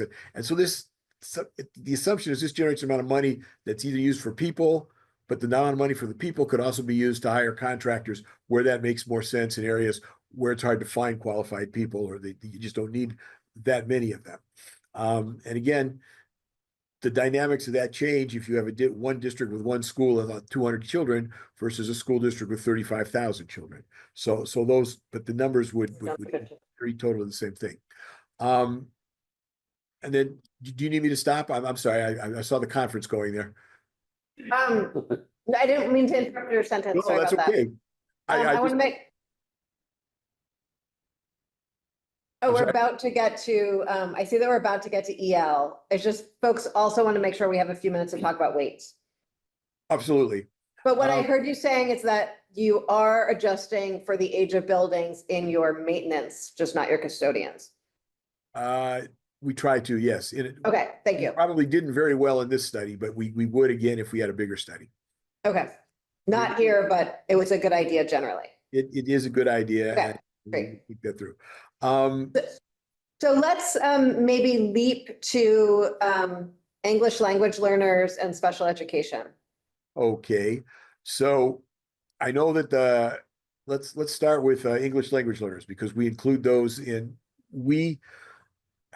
so our concept of struggling students is all English learners who are also in the low income measure, plus any English learners who are not in the low income measure.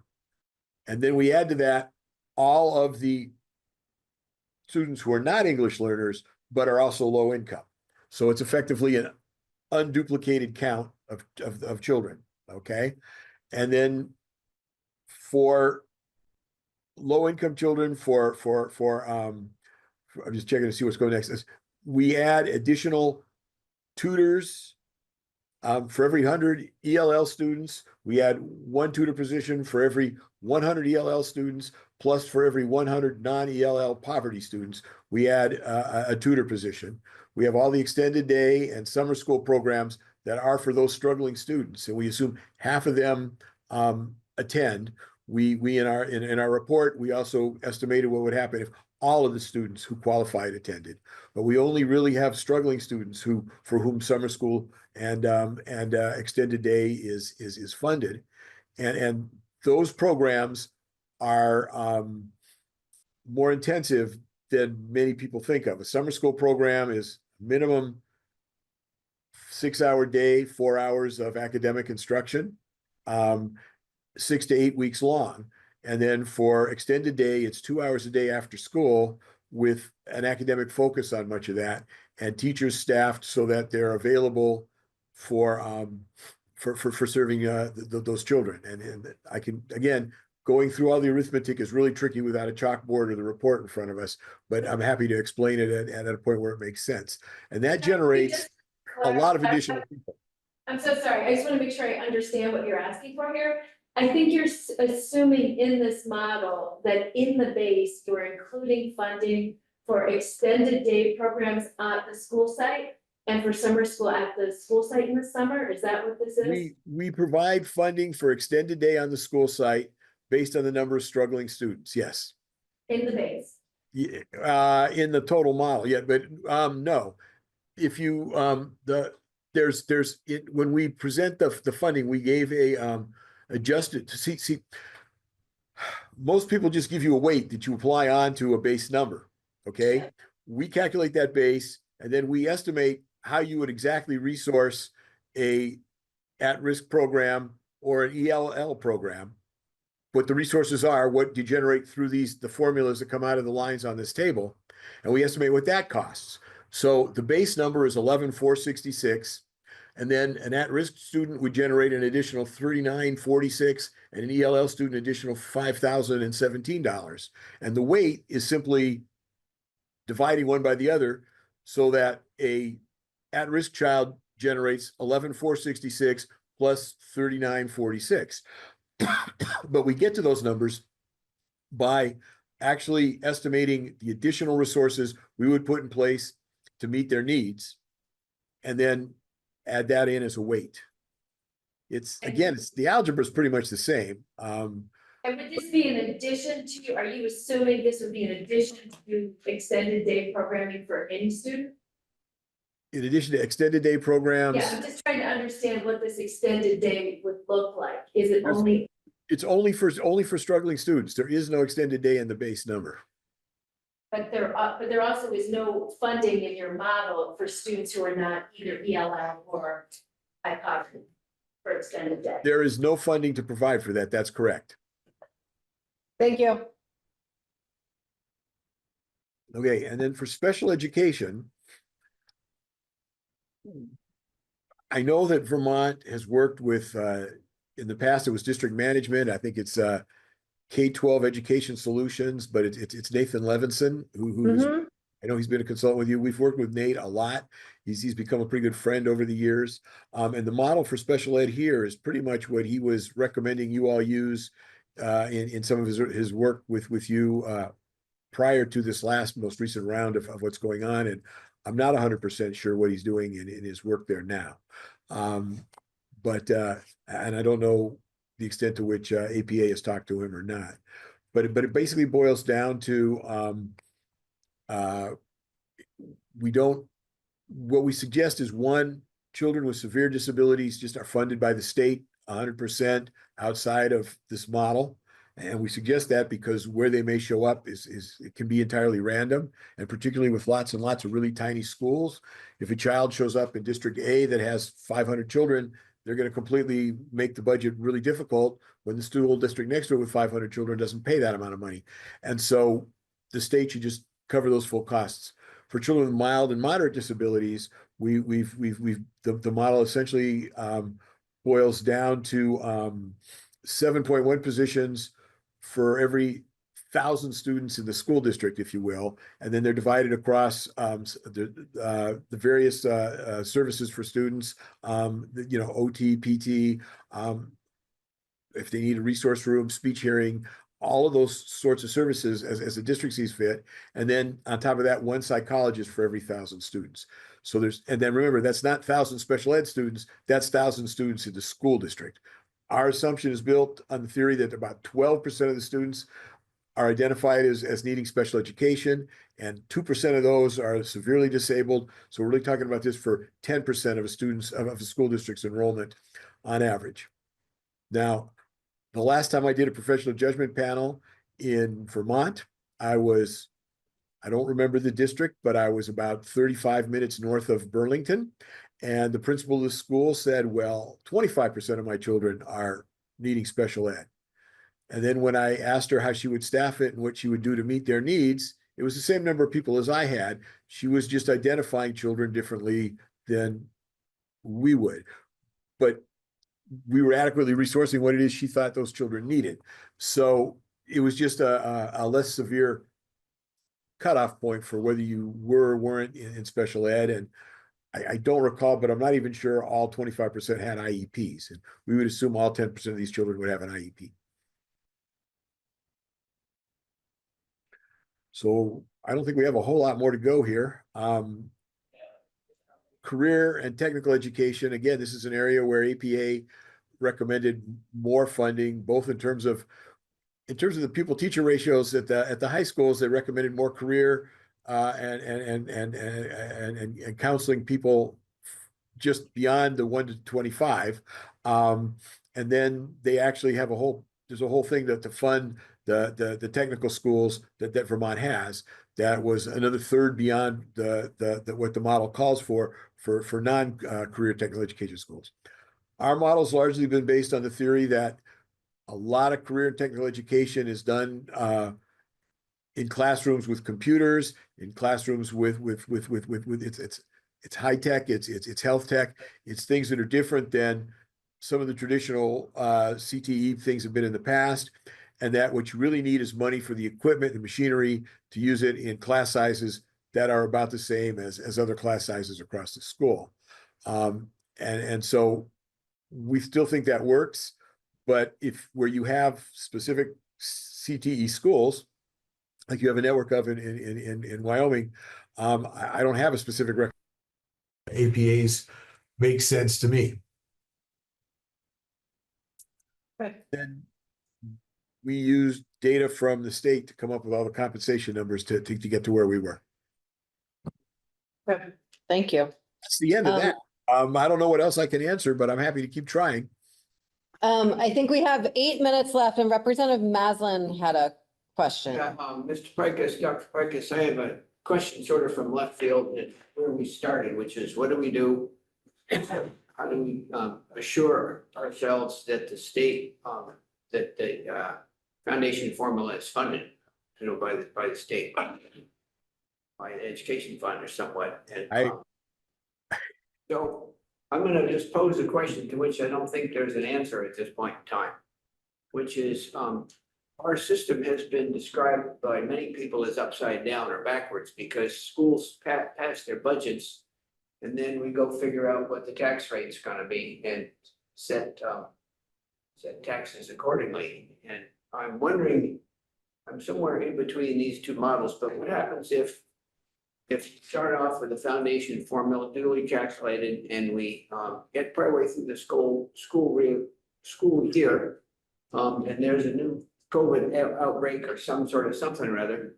I'm wondering where the extra funding comes from. Does it come from local spending as we may calculate, and there's some way to work our way into that, or does it come from some reserve education fund that we parked over on the site? I mean, I don't, as I said, I'm not sure that there's a good answer to this question, but I'm just pointing out to the fact that sometimes best laid plans or mice and men don't work out as we intend them.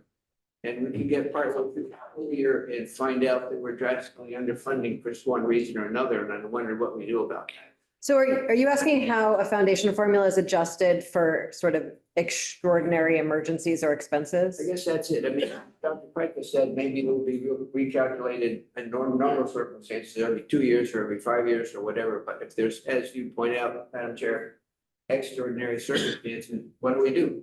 How do we prepare for that? Because there will come a day, as they say, when we're faced with consequences like this. And I'm just curious how we work through it. And I don't think there's an answer this afternoon, but it is something that we need to think our heads around, Thank you. So I guess I'd start by saying yours might not be the upside down one, yours might be the right way. In other words, what do we need for our children, and then how are we going to pay for it? The risk you have is at what point, as a collective, do you decide that as a state and a state population, you need to constrain the total that you spend so that you can afford to address other priorities of the state? To me, that's the challenge that every state faces, and we make different decisions in each of the states about the level of spending. And I would say that Vermont works harder than all the other states in terms of the percentage of personal income it devotes to its education systems. So you have a lot of money in the system and you work hard at it. And my reading is you're all proud of that and you think that's the way it should continue to remain. And even those who would reduce spending still would leave Vermont as a high spending state. But that really wasn't the question. At the end of the day, the question was, what do we do when there's an unanticipated catastrophe? Let me say that 12,000 homes in two parts of your state burned down in 2 days. Something we've been looking at and wrestling with here. And insurance isn't going to cover all the costs of the school district either, I don't suspect. The approach that states have used, that's really the same one that I think we use at home if we're able, is contingency funds or rainy day funds, or in good years, put money away so that there's a fund. California is going to spend theirs down a little bit this year because tax receipts appear to be down from what we think we might need, and cut budgets. But it's like anything, you can't. The only way you can budget for unexpected contingencies is to have a bank account to put it in so you can use it when those come up, and some agreement as to when that occurs and how a decision is made to use it. Or alternatively, you have a process in your state where you can impose a one-time surcharge. And again, I'm sorry to keep using California as an example. It's just, it's where I live. So I read the news, the local news, even more than I read the Vermont Digger. And that is that when we had the Loma Prieta earthquake in the late 1980s. It was the one that happened during the World Series game. And so one of the bridges fell down and a variety of things like that. We passed a income tax surcharge. They just added rates onto the top income levels to collect more money. When we had the earthquake in 1994 in Southern California, and we tried to have a vote to continue that, the voters turned it down. There's a lot of politics that are probably unimportant in a state as large as ours, but that's really sort of the options for if it's long-term kinds of repairs. But if it's a shorter thing, like we've got to fix the road that just flooded out so we can get kids back to the school, all you can do is borrow money and have special assessments and taxes, or have some kind of reserve or rainy day fund. And I don't know the specifics of the laws, but I'm guessing that school districts are allowed to maintain reserves of some sort for some of these problems. Yes. So your model does not include debt service? It does or- not. Okay, and in order to get to the ratios that your model suggests in terms of class ratios and school sizes, we will have to build a lot of schools, because right now our schools are so tiny, and we'll never be able to get to the ratios you suggest and do this model. And they're the same ratios that APA has in their model. So do you, and so the question of school construction costs and also a transition plan to get from where we are here, where we are now, to where your model suggests we could be. Did you estimate any costs for that? And No. I'm afraid that it might completely offset any savings we might have. Well, I'm not clear on why you would build more schools. My sense is that you have a lot of Because the schools and a lot of schools we schools that have a lot of empty small. classrooms in them. So that, I mean, I'm not suggesting you necessarily build 450 student schools to replace what's here, because that doesn't necessarily make sense. But you know, the right size, we use 450 as a number because you've got to start somewhere to figure out how you're going to resource a school and what it's going to look like. Yeah, but and then we are so small and they're not necessarily able to take on more students, or they're really far from where the other students are. The sort of chess pieces we have are completely in the wrong place. So moving those chess pieces or building different ones, I don't know what analogy to use here, but it's not the model that you and APA have created is really hard to overlay onto the geographic reality of where Vermont schools are and where our kids are. And so the cost assumptions that you're making don't fit onto our current model. So the cost to get there is not factored into your model. So I mean, first of all, anytime you start talking about building schools and doing things, you have a long-term issue going forward compared to the annual operations of schools, right? I mean, if we said tomorrow we want to have all our schools be 450 or less, and we'll pay Vermont so we can get kids there, which I don't think you'd want to do. It'd still take a decade before you had those schools built. So that's really not it. The real question in my mind is, does the model adjust appropriately for the small sizes of schools that exist in Vermont? And there's a piece of the APA report that draws a curve that tries to provide additional weights for both sparsity and then for the school size, so that you don't have to change your schools. Over time, there may be ways where there are efficient ways to change some of those schools or to modify some of those schools. And those would be sort of long-term operating costs that you would fund in ways other than through the operations of schools on a year-to-year basis. So what I'm thinking, for example, is an area, and I'm just making this up out of whole cloth, if you will, where within a 10-mile radius, there are 5 schools with 75 to 120 children each. And over time, one of them's relatively new and one of them is falling apart. But over time, perhaps it makes sense to start adding on to the best school and moving children from the least, the schools are the oldest or the most worn out for whatever reason, away Right. from those schools I over think, time. Dr. Pikus, I think we've all sort of gamed that out a little bit. We don't need, Yeah. I don't need Yeah. that explained to us. Believe me, we've had many of these conversations. I'm But sure it's you just have. I wanted to be apologize. clear that your model does not account for transition costs to get to the ratios that you suggest. It doesn't account for building new schools, and it doesn't account for existing debt service. Okay. I think there's 2 parts to that question. It does not account for debt service. It does not account for building new schools. It to some extent assumes you don't necessarily need to, because I'm pretty sure that almost every elementary school in your state has average class sizes below 15 to 1. So there's a whole lot of teachers and a whole lot of people and a whole lot of money to pay for those schools and those places. And you could, if you moved to 15 or 25, you could have more children in the same schools. So part of this assumes you don't need to do that. One of the things that we did in our report, we used in 2015, we built prototypes for smaller size schools. We've done that in Wyoming as well. That is, instead of a 450 student school, we also estimated what a school that had 300 students and 150 students would cost. Okay. And then estimated weights from those. And we used the weights that fell out of that 2015 study to provide additional weights for size as we came up with our costs per weighted average daily membership.